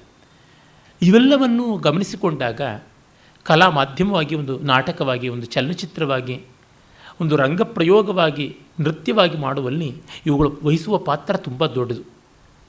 ಇವುಗಳ ಪ್ರಭಾವ ಯಾವ ಮಟ್ಟದ್ದು ಅಂದರೆ ಇವು ಯಾವುದೂ ಬೇಡ ಅಂತ ಕ್ರೈಸ್ತ ಮತ ಎಲ್ಲ ತೊಳೆದು ಮಡಿ ಮಾಡ್ಕೊಂಡು ಕೂತ್ಕೊಂಡಿತ್ತು. ಮಡಿ ಅಂದರೆ ಏನು, ತಲೆ ಬಳಸ್ಕೊಂಡು ಕೆಂಪು ಸೀರೆ ಉಟ್ಕೊಂಡು ಮೂಲೆಯಲ್ಲಿ ಕೂತಿತ್ತು ಅಂತಷ್ಟೇ. ಇನ್ನೇನು ಇಲ್ಲ. ಅಂದವೇ ಚಂದವೇ ಸೊಗಸೆ ಸಮೃದ್ಧಿನೇ ಏನೂ ಇಲ್ಲದ ಬಡತನ ದಟ್ಟದಾರಿದ್ರ್ಯ. ಆಮೇಲೆ ಹಿಂಬಾಗಲಿಂದ ಅವರು ಕೂಡ ಪಿಟಿ ಅಂತೆ, ಕಂಪ್ಯಾಷನ್ ಅಂತೆ, ಕನ್ಸಿಡ್ರೇಷನ್ ಅಂತೆ, ಎಫರ್ಟ್ ಅಂತೆ, ಹೀಗೆ ಯಾವ್ಯಾವುದೋ ಏಂಜಲ್ಗಳನ್ನು ತೊಗೊಂಡ್ಬಂದು ತುರುಕ್ಕೊಂಡ್ರು. ಮೊದಲು ಬುದ್ಧ ಯಾವುದು ಬೇಡ ಅಂತ ಕ್ಲಿಯರಾಗಿ ಮಡಿ ಕಟ್ಕೊಂಡು ಕೂಡಿಸಿದ್ರೆ ಬೌದ್ಧವನ್ನು, ಆಮೇಲಿಂದ ಎಲ್ಲ ಯಕ್ಷಿಯರು ಬಂದು ಕೂತ್ಕೊಂಡ್ರು. ಜೈನದಲ್ಲೂ ಅಷ್ಟೇ. ಪಾಪ ಜಿನಮೂರ್ತಿ ಏನು ದಿಗಂಬರನ ಕೂತ್ಬಿಟ್ಟ. ಯಕ್ಷಿಯರು ಬೇಕಾದಷ್ಟು ಮೈ ತುಂಬ ವಸ್ತ್ರ ಜವಾಹಿರ್ಗಳನ್ನು ಹೇರಿಕೊಂಡು ಕೂತ್ಕೊಂಡ್ರು. ಅಕ್ಷಯ ತೃತೀಯ ಅಡ್ವರ್ಟೈಸ್ಮೆಂಟ್ ಪೋಸ್ಟರ್ಗಳ ಥರ ಕೂತ್ಕೊಂಡ್ರು. ಏನು ಮಾಡೋದಾಗತ್ತೆ? ಅವುಗಳೆಲ್ಲ ಇಲ್ಲದೆ ಬದುಕೋದಿಕ್ಕಾಗತ್ಯ? ಆ ಕೋಲಾಹಲ ಇಲ್ಲದೆ. ಹೀಗೆ ನೋಡಿದಾಗ ಸನಾತನ ಧರ್ಮಕ್ಕೆ ಲೋಕ ಸ್ವಭಾವ ಗೊತ್ತು. ಇಷ್ಟೆಲ್ಲ ಮಡಿ ಹಿಡ್ಕೊಂಡ್ರೆ ಆಗೋದಿಲ್ಲ. ಕ್ಲೆನ್ಸಿಂಗ್ ಅಂತ ಅನ್ನೋದು ಇಂಪಾಸಿಬಲ್ಲು. ಎತ್ನಿಕ್ ಕ್ಲೆನ್ಸಿಂಗ್ ಮಾಡೋಕ್ಕಾಗೋದಿಲ್ಲ. ಅವುಗಳನ್ನು ಒಪ್ಪಿಕೊಂಡು ಮೀರುವುದರ ಬಗ್ಗೆ ಏನು ಅಂತ ಯೋಚನೆ ಮಾಡಿ ಅಂತ. ಅವುಗಳನ್ನು ಕಲಾತ್ಮಕವಾಗಿ ಬಳಸಿಕೊಳ್ಳುವ ಬಗೆ ಹೇಗೆ ಅನ್ನೋದನ್ನು ನೋಡಿಕೊಂಡ್ರು. ಇಲ್ಲಿಂದ ವಿಷ್ಣುವಿನ ರೂಪ ಸಂಪದಗಳ ವರ್ಣನೆಯನ್ನು ಆರಂಭ ಮಾಡ್ತಾನೆ. ಭೋಗಿ ಭೋಗಾಸನ ಅಸೀನಂ ದದೃಶುಸ್ತಂ ದಿವೌಕಸ ತತ್ಫಣ ಮಂಡಲೋ ದರ್ಚಿರ್ಮಣಿದ್ಯೋತಿತ ವಿಗ್ರಹಂ. ಮೊದಲಿಗೆ ನಮ್ಮ ಅಭಿಜಾತ ಕಾವ್ಯಗಳಲ್ಲಿ ವೈಕುಂಠದ ವರ್ಣನೆ ಇಲ್ಲಿಯೇ ಬರುವುದು. ವಾಲ್ಮೀಕಿ ರಾಮಾಯಣದ ಬಾಲಕಾಂಡದ ಆರಂಭದಲ್ಲಿ ಒಂದಷ್ಟಿವೆಯಾದರೂ ವಿದ್ವಾಂಸರುಗಳು, ವಿಶೇಷತಃ ಆಧುನಿಕ ವಿದ್ವಾಂಸರು ಅವುಗಳನ್ನು ಮೂಲದ ಭಾಗ ಅಂತ ಒಪ್ಪೋಲ್ಲ. ಕ್ರಿಟಿಕಲ್ ಎಡಿಷನ್ ಅಂತ ಗಾಯಕ್ವಾಡ್ ಓರಿಯೆಂಟಲ್ ರಿಸರ್ಚ್ ಇನ್ಸ್ಟಿಟ್ಯೂಟ್ನವರು ಯಾವುದನ್ನು GK ಭಟ್ಟರ ನೇತೃತ್ವದಲ್ಲಿ ತಂದರೂ ಅಲ್ಲಿ ಇವುಗಳನ್ನೆಲ್ಲವನ್ನೂ ಕೂಡ ಪ್ರಕ್ಷಿಪ್ತ ಅಂತ ತೀರ್ಮಾನಿಸಿಕೊಂಡಿದ್ದಾರೆ. ಇರಲಿ, ಕಾಳಿದಾಸ ಗುಪ್ತರ ಕಾಲದ ಆ ಸುವರ್ಣ ಯುಗದ ಮಹಾಪ್ರತಿನಿಧಿ. ಅಲ್ಲಿಯ ಶಿಲ್ಪಗಳಲ್ಲಿ ಕಾಳಿದಾಸನ ಅನುಕರಣೆ ಕಾಣಿಸುತ್ತೆ. ಈ ಸಂದರ್ಭದಲ್ಲಿ ಬರುವ ಶೇಷಶಾಹಿ ಮಹಾವಿಷ್ಣು, ಅವನ ಬಳಿಗೆ ದೇವತೆಗಳೆಲ್ಲ ಹೋಗಿರುವುದು, ಮಹಾಲಕ್ಷ್ಮಿ ಅವನ ಪಾದ ಸಂವಾಹನ ಮಾಡುವುದು, ನಾಭಿ ನಾಲೀಕದಿಂದ ಬ್ರಹ್ಮ ಬಂದಿರುವಂಥದ್ದು, ಇದೆಲ್ಲವನ್ನೂ ದೇವಗಡ ಅಂತ ಒಂದು ಜಾಗ ಇದೆ. ಅದು ಮಧ್ಯಪ್ರದೇಶದ ಒಳಹೊಕ್ಕಂತಿರುವ ಉತ್ತರ ಪ್ರದೇಶದ ಒಂದು ಭಾಗದಲ್ಲಿ ಬರುತ್ತೆ. ಝಾನ್ಸಿಗೆ ಹತ್ತಿರ ಇರುವಂಥ ಒಂದು ಹಳ್ಳಿ, ಕುಗ್ರಾಮ. ಅಲ್ಲಿ ದಶಾವತಾರ ದೇವಸ್ಥಾನ ಅನ್ನುವ ಹೆಸರಿನಲ್ಲಿ ಒಂದು ಕೆಂಪು ಮರಳುಗಲ್ಲಿನ ಬಹಳ ಸುಂದರವಾದ ಚಿಕ್ಕ ದೇವಸ್ಥಾನ ಇದೆ. ಆ ದೇವಸ್ಥಾನದ 4 ಗೋಡೆಗಳ ಮೇಲೆ ತುಂಬ ಸುಂದರವಾದ ಒಂದು ಫಲಕಗಳನ್ನು ಕೆತ್ತಿದ್ದಾರೆ, ಯಾವುದನ್ನು ರಿಲೀಫ್ಸ್ ಅಂತ ಕರೀತಾರೆ. ಅಲ್ಲಿ ಒಂದು ಈ ಮಹಾವಿಷ್ಣುವಿನ ಈ ಶೇಷಶಾಹಿ ವಿನ್ಯಾಸ, ಇದು ಕಾಳಿದಾಸನ ವರ್ಣನೆಗೆ ತದ್ವತ್ತಾಗಿ ಹೋಲುತ್ತೆ. ಯಾರಾದರೂ ಕಂಪ್ಯೂಟರ್ ಫೆಸಿಲಿಟಿ ಇದ್ದವರು, ನಮ್ಮ ಗೆಳೆಯರು ಕೆಲವರು ಮಾಡಿಕೊಂಡಿರುವಂಥ ಒಂದು ಬ್ಲಾಗ್ ಇದೆ, ಪ್ರೇಕ್ಷಾ ಅಂತ, PREKSHAA. ಪ್ರೇಕ್ಷಾದಲ್ಲಿ ನನ್ನೊಬ್ಬ ಆತ್ಮೀಯ ಗೆಳೆಯ KS ಚಂದ್ರಶೇಖರ್ ಮಧ್ಯಭಾರತ ಯಾತ್ರಾ ಅಂತ ಒಂದು 5 ಭಾಗಗಳ ಲೇಖನ ಬರೆದಿದ್ದಾನೆ. ಆ ಲೇಖನದಲ್ಲಿ ಈ ಒಂದು ದಶಾವತಾರ ದೇವಸ್ಥಾನದ ಮಹಾವಿಷ್ಣುವಿನ ಇವುಗಳದ್ದೆಲ್ಲವೇ ಫೋಟೋಗಳು ಮೊದಲುಗೊಂಡು ನಾವು ಹೋಗಿದ್ದನ್ನು ಹಾಕಿ ಕಾಳಿದಾಸನ ಶ್ಲೋಕಗಳನ್ನು ಕೂಡ ಅಲ್ಲಿಗೆ ಹೊಂದಿಕೆ ಮಾಡಿ ಕೊಟ್ಟಿರೋದುಂಟು, ನೋಡಬಹುದು ಆಸಕ್ತರು. ಅಲ್ಲಿ ಕಾಳಿದಾಸನ ಕಾವ್ಯಗಳಲ್ಲಿ ಎಷ್ಟು ಸ್ಫೂರ್ತಿ ಇದೆ, ಶಿಲ್ಪಿಗಳು ಹೇಗೆ ತಗೊಂಡ್ರು ಅನ್ನೋದರ ಬಗ್ಗೆನೇ ಶಿವರಾಮಮೂರ್ತಿ ಎನ್ನುವ ಒಳ್ಳೆಯ ಕಲಾ ಸಂಶೋಧಕರು, ಕಲಾ ಇತಿಹಾಸ ಶಾಸ್ತ್ರಜ್ಞರು, ವಿಮರ್ಶಕರು Kalidasa in Indian sculpture and painting ಅಂತಲೇ ಒಂದು ಪುಸ್ತಕ ಬರೆದಿದ್ದಾರೆ. ಆಸಕ್ತರು ಅದನ್ನು ಗಮನಿಸಬಹುದು. ಆದಿಶೇಷನ ಫಣ ಮಂಡಲಗಳ ಕೆಳಗೆ ಅವನು ಇದ್ದ ಮತ್ತು ಆ ಸುರುಳಿಗಳ ಮೇಲೆ ಅವನು ತನ್ನ ಮೈಚಾಚಿ ಮಲಗಿದ್ದ. ಆದಿಶೇಷನ ಫಣ ಮಂಡಲದ ರತ್ನಗಳಿಂದ ಅಲಂಕೃತವಾಗಿ ದೇದೀಪ್ಯಮಾನವಾಗಿ ಹೊಳೆಯುತ್ತಾ ಇದ್ದ ಅನ್ನೋದನ್ನು ಸ್ವಭಾವೋಕ್ತಿಯಾಗಿ ಹೇಳಿದ್ದಾನೆ. ದೇವತೆಗಳು ನೋಡ್ತಾರೆ. ಶ್ರಿಯ ಪದ್ಮನಿಷಣ್ಣಾಯ ಕ್ಷೌಮಾಂತರಿತ ಮೇಖಲೆ ಅಂಕೆ ನಿಕ್ಷಿಪ್ತ ಚರಣಂ ಆಸ್ತೀರ್ಣ ಕರಪಲ್ಲವೇ. ದೇವಿ ಲಕ್ಷ್ಮಿಯ ಮಡಿಲಿನಲ್ಲಿ ಕಾಲು ಚಾಚಿದ್ದಾನೆ. ಕ್ಷೌಮಾಂತರಿತ ಮೇಖಲೆ ಅಂದರೆ ರೇಷ್ಮೆ ವಸ್ತ್ರದ ಮೇಲೆ ಬಂದ ಒಡ್ಯಾಣ. ಆ ಒಡ್ಯಾಣವನ್ನು ಸ್ವಲ್ಪ ಆಕೆಯ ವಸ್ತ್ರ ಮರೆ ಮಾಡಿದೆ. ಆ ರೀತಿಯಾದ ವಸ್ತ್ರದಿಂದ, ಒಡ್ಯಾಣದಿಂದ ಅಲಂಕೃತವಾದ ಅವಳ ಮಡಿಲಿನ ಮೇಲೆ ಅವನು ಕಾಲನ್ನು ಚಾಚಿದರೆ ಅವಳು ಚಿಗುರುಗೈಗಳಿಂದ ಕಾಲು ಒತ್ತುತ್ತಾ ಇದ್ದಾಳೆ ಅಂತ. ಇದು ನೋಡಿದ್ರೆ ಪುರುಷಾಹಂಕಾರದ ಲಕ್ಷಣ. ಹೆಂಡತಿಯನ್ನು ಕಾಲು ಒತ್ತೋದಕ್ಕೆ ಇಟ್ಟುಕೊಂಡಿರ್ತಕ್ಕಂಥದ್ದು. ಅವನು ಮೈ ಚಾಚಿಕೊಂಡು ಹಾಯಾಗಿ ಮಲಗಿದ್ದಾನಲ್ಲದೆ ಅವಳನ್ನು ಕಾಲೊತ್ತು ಕೆಲಸಕ್ಕೂ ಇಟ್ಟಿದ್ದಾನೆ ಅಂತ ಎಷ್ಟು ಬೇಕಾದರೂ ಭವಿಷ್ಯೋತ್ತರ ಪುರಾಣಗಳನ್ನು ಬರೀಬಹುದು ನಿಂದಾಪೂರ್ಣವಾಗಿ. ವಸ್ತುಸ್ಥಿತಿಯ ತಾತ್ಪರ್ಯ ಇಷ್ಟೇ. ಅಲ್ಲಿ ಸಂಪತ್ತು ಯಾವತ್ತೂ ಸ್ಥಿತಿಗೆ ಅಧೀನವಾಗಿರಬೇಕು ಅಂತ. All our riches, all our resources should aid for sustenance. ಪ್ರಬುದ್ಧ ಪುಂಡರೀಕಾಕ್ಷಂ ಬಾಲಾತಪನಿಭಾಂಶುಕಂ ದಿವಸಂ ಶಾರದಮಿವ ಪ್ರಾರಂಭ ಸುಖ ದರ್ಶನಂ. ಅಪ್ಪಟ ಕಾಳಿದಾಸೀಯವಾದ ಶೈಲಿ ಇದು. ಪ್ರಬುದ್ಧ ಪುಂಡರೀಕಾಕ್ಷಂ. ಪ್ರಬುದ್ಧ ಅಂದರೆ ಚೆನ್ನಾಗಿ ಬೆಳೆದು ಬಲಿತು ಅರಳಿದ ತಾವರೆ ಅಂತ. ಅದು ಮೊಗ್ಗು ತಾವರೆ ಅಲ್ಲ, ಕಿಂಡು ತಾವರೆ ಅಲ್ಲ, ಅರೆಬರೆ ಬೆಳವಣಿಗೆ ಆಗಿರುವುದಲ್ಲ, ಸಮೃದ್ಧವಾಗಿ ಬೆಳೆದಿದೆ. ಇನ್ನು ಹೆಚ್ಚು ಬೆಳೆದರೆ ಅದು ವೃದ್ಧ ಆಗಿಬಿಡುತ್ತೆ, ಪ್ರಬುದ್ಧ ಆಗೋಲ್ಲ. ಪ್ರಬುದ್ಧ ಅನ್ನೋದಕ್ಕೆ ಅರಳಿದ್ದು ಅಂತ ಕೂಡ ಅರ್ಥ ಇದೆ. ಚೆನ್ನಾಗಿ ಎಚ್ಚೆತ್ತ ಅಂತ. ಎಚ್ಚೆತ್ತಿರುವುದು ಅಂದರೆ ಸೂರ್ಯನ ಕಾಂತಿಯಲ್ಲಿ ದಳಗಳನ್ನು ತೆರೆದುಕೊಂಡಿರುವಂಥ ತಾವರೆ. ಆ ತಾವರೆಗಳ ಆಗಿರುವ ಕಣ್ಣುಳ್ಳವನು. ಬಾಲಾತಪ ನಿಭಾಂಶುಕಂ, ಎಳೆಬಿಸಿಲಿನಂಥ ವಸ್ತ್ರವನ್ನು ಉಟ್ಟವನು, ಪೀತಾಂಬರಧಾರಿ. ರಾಮಾಯಣದಲ್ಲಿ ಎಲ್ಲಿಯೂ ರಾಮನ ಬಟ್ಟೆಯ ಬಣ್ಣ ಏನಿತ್ತು ಅಂತ ಬರೋಲ್ಲ. ಕಾಳಿದಾಸ ಇಲ್ಲಿ ವಿಷ್ಣುವಿನ ಪೀತಾಂಬರಧಾರಿತ್ವವನ್ನು ಹೇಳ್ತಾ ಇದ್ದಾನೆ. ಯಾಕೆ ನಾನು ಈ ಮಾತುಗಳು ಹೇಳ್ತಿದ್ದೀನಿ, ನಮ್ಮ ಎಷ್ಟೋ ದೇವತೆಗಳಿಗೆ, ಎಷ್ಟೆಷ್ಟೋ ವಿವರಗಳಿಗೆ ಸ್ವರೂಪ ನಿರ್ದೇಶನ ಮಾಡಿಕೊಟ್ಟವನು ಕಾಳಿದಾಸ ಅನ್ನೋದನ್ನು ಮರೀಬಾರ್ದು. ಈ ಹೊತ್ತಿನ ನಮ್ಮ ಸಿನಿಮಾ, ನಾಟಕ, ಕ್ಯಾಲೆಂಡರ್ ದೇವರುಗಳಿಗೆಲ್ಲರಿಗೂ ಆಕಾರವನ್ನು ಕೊಟ್ಟಂಥವನು ರವಿವರ್ಮ ಅಂತ ನಾವು ಏನು ಹೇಳ್ತೀವಿ, ಆ ರೀತಿಯಾಗಿ ಕಾಳಿದಾಸ ಕೂಡ ಎಷ್ಟೆಷ್ಟಕ್ಕೂ ಒಂದು ವ್ಯವಸ್ಥಾಪನೆ ಮಾಡಿಕೊಟ್ಟದ್ದು ನಮಗೆ ಗೊತ್ತಾಗುತ್ತೆ. ದಿವಸಂ ಶಾರದಮಿವ ಪ್ರಾರಂಭ ಸುಖ ದರ್ಶನಂ, ಶರತ್ಕಾಲದ ಹಗಲಿನ ಹಾಗೆ ತುಂಬ ಸಂತೋಷ ತಂದುಕೊಡುವಂತೆ ನೋಟವನ್ನು ಉಳ್ಳವನಾಗಿದ್ದ ಅಂತ. ಶರತ್ಕಾಲ ಮಳೆಗಾಲದ ಬಳಿಕ ಚಳಿಗಾಲದ ಮುನ್ನ ಬರುವಂಥದ್ದು. ಶರತ್ಕಾಲದಲ್ಲಿ ಮೋಡ ಇರೋಲ್ಲ, ಬಿಸಿಲಿರುತ್ತೆ. ಆದರೆ ಆ ಬಿಸಿಲು ಕಣ್ಣು ಮೈ ಚುಚ್ಚುವಂತೆ ಇರೋಲ್ಲ, ಮಾಗಿಯ ಬಿಸಿಲಿನಂತೆ ಚರ್ಮವನ್ನು ಒಡೆಯಿಸಿ ಚುಚ್ಚುವುದಿಲ್ಲ. ಹಾಗೆಂತ ಬೇಸಿಗೆ ಬಿಸಿಲಿನ ಹಾಗೆ ಒಡಲನ್ನು ಬೇಯಿಸಿ ಬೆವರನ್ನು ಸುರಿಸೋದಿಲ್ಲ. ಅದು ಹಿತಕಾರಿಯಾದಂಥದ್ದು, ಆರೋಗ್ಯಕಾರಿಯಾದಂಥ ಬಿಸಿಲು ಶಾರದ ಅಂದರೆ ಶರತ್ಕಾಲದ ಬಿಸಿಲು. ಮತ್ತು ಅದು ಎಳೆ ಬಿಸಿಲು, ತುಂಬ ಸೊಂಪಾಗಿರುವುದು. ಜೊತೆಗೆ ಶರತ್ಕಾಲದಲ್ಲಿ ಕಮಲಗಳು ಎಲ್ಲೆಲ್ಲಿಯೂ ತಾಂಡವಿಸುತ್ತವೆ, ನೀರು ತಿಳಿಯಾಗಿರುತ್ತದೆ. ಮತ್ತು ಸಮೃದ್ಧಿ ಬಂದೊದಗಿ ಪಕ್ವವಾಗ್ತಾ ಇರುವ ಹೊಲಗದ್ದೆಗಳು, ಚೆನ್ನಾಗಿ ಸೊಂಪಾಗಿ ಅರಳಿ ನಿಂತ ತಾವರೆಗಳು, ಎಲ್ಲ ತಿಳಿ ನೀರಿನಲ್ಲಿ ಓಡಾಡುವ ರಾಜಹಂಸಗಳು, ಚೆನ್ನಾದ ಹಸಿರು ಹುಲ್ಲನ್ನು ಮೇಯ್ದು ಕೊಬ್ಬಿ ಬಿಣ್ಗೆಚ್ಚಲಿಂದ ತೊನೆದಾಡುವಂಥ ಗೋಸಂಪದ, ಹೀಗೆ ಎಲ್ಲ ದೃಷ್ಟಿಯಿಂದ ಸಮೃದ್ಧಿ. ಇದು ಸ್ಥಿತಿಯ ಲಕ್ಷಣ. ಸ್ಥಿತಿಗೊಂದು ಶೋಭೆ ಬೇಕು, ಸೊಗಸು ಬೇಕು. ಫಲಮಾಗುವ ಕಾಲ ಶರತ್ಕಾಲ, ಹೂಚಿಗುರುಗಳು ಬೆಳೆಯುವ ಕಾಲ ವಸಂತಕಾಲ ಅಂತ. ಅಂದರೆ ಫಲ ಕೊಡುವ ಕಾಲದಲ್ಲಿ ಫಲಾಕಾಂಕ್ಷಿಗಳಾದ ದೇವತೆಗಳು ಪರಮಾತ್ಮನ ಬಳಿಗೆ ಹೋಗಿದ್ದಾರೆ. ಇದು ನಾವು ಗಮನಿಸಬೇಕಾದ ಒಂದು ಸೊಗಸು.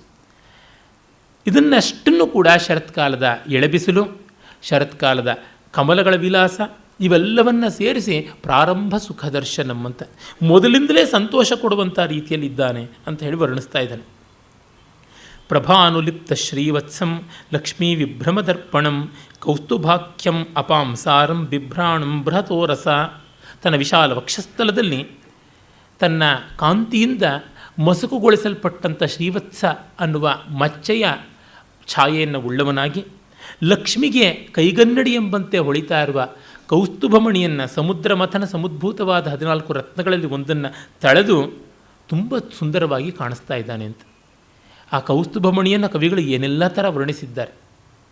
ನಾನಂತೂ ಒಂದು ಪದ್ಯದಲ್ಲಿ ಲಕ್ಷ್ಮಿ ವಿಷ್ಣು ವಕ್ಷಸ್ಥಲ ವಾಸಿನಿ, ಒಬ್ಬರಿಗೆ ಮನೆ ಕೊಟ್ಟರೆ ಏನೋ ಒಂದು ದೀಪ ಬೆಳಗಿಸ್ಕೊಂಡಿರಲಿ ಅಂತ ಮನೆ ಕೊಟ್ಟಿರೋದು ಅಂತೀವಲ್ಲ, ಅವಳು ಹಾಗೆ ಪರ್ಮನೆಂಟ್ ರತ್ನದೀಪವನ್ನು ಬೆಳಗ್ಕೊಂಡಿರುವುದಕ್ಕೆ ತವ್ರ ಮನೆಯಿಂದಲೇ ತಂದಿಟ್ಕೊಂಡು ಬಿಟ್ಟಿದ್ದಾಳೆ ಕೌಸ್ತುಭವನ್ನು ಅಂತ ಒಂದು ಪದ್ಯವನ್ನು ಹೇಳಿದ್ದೆ ಯಾವುದೋ ಒಂದು ಅವಧಾನದಲ್ಲಿ.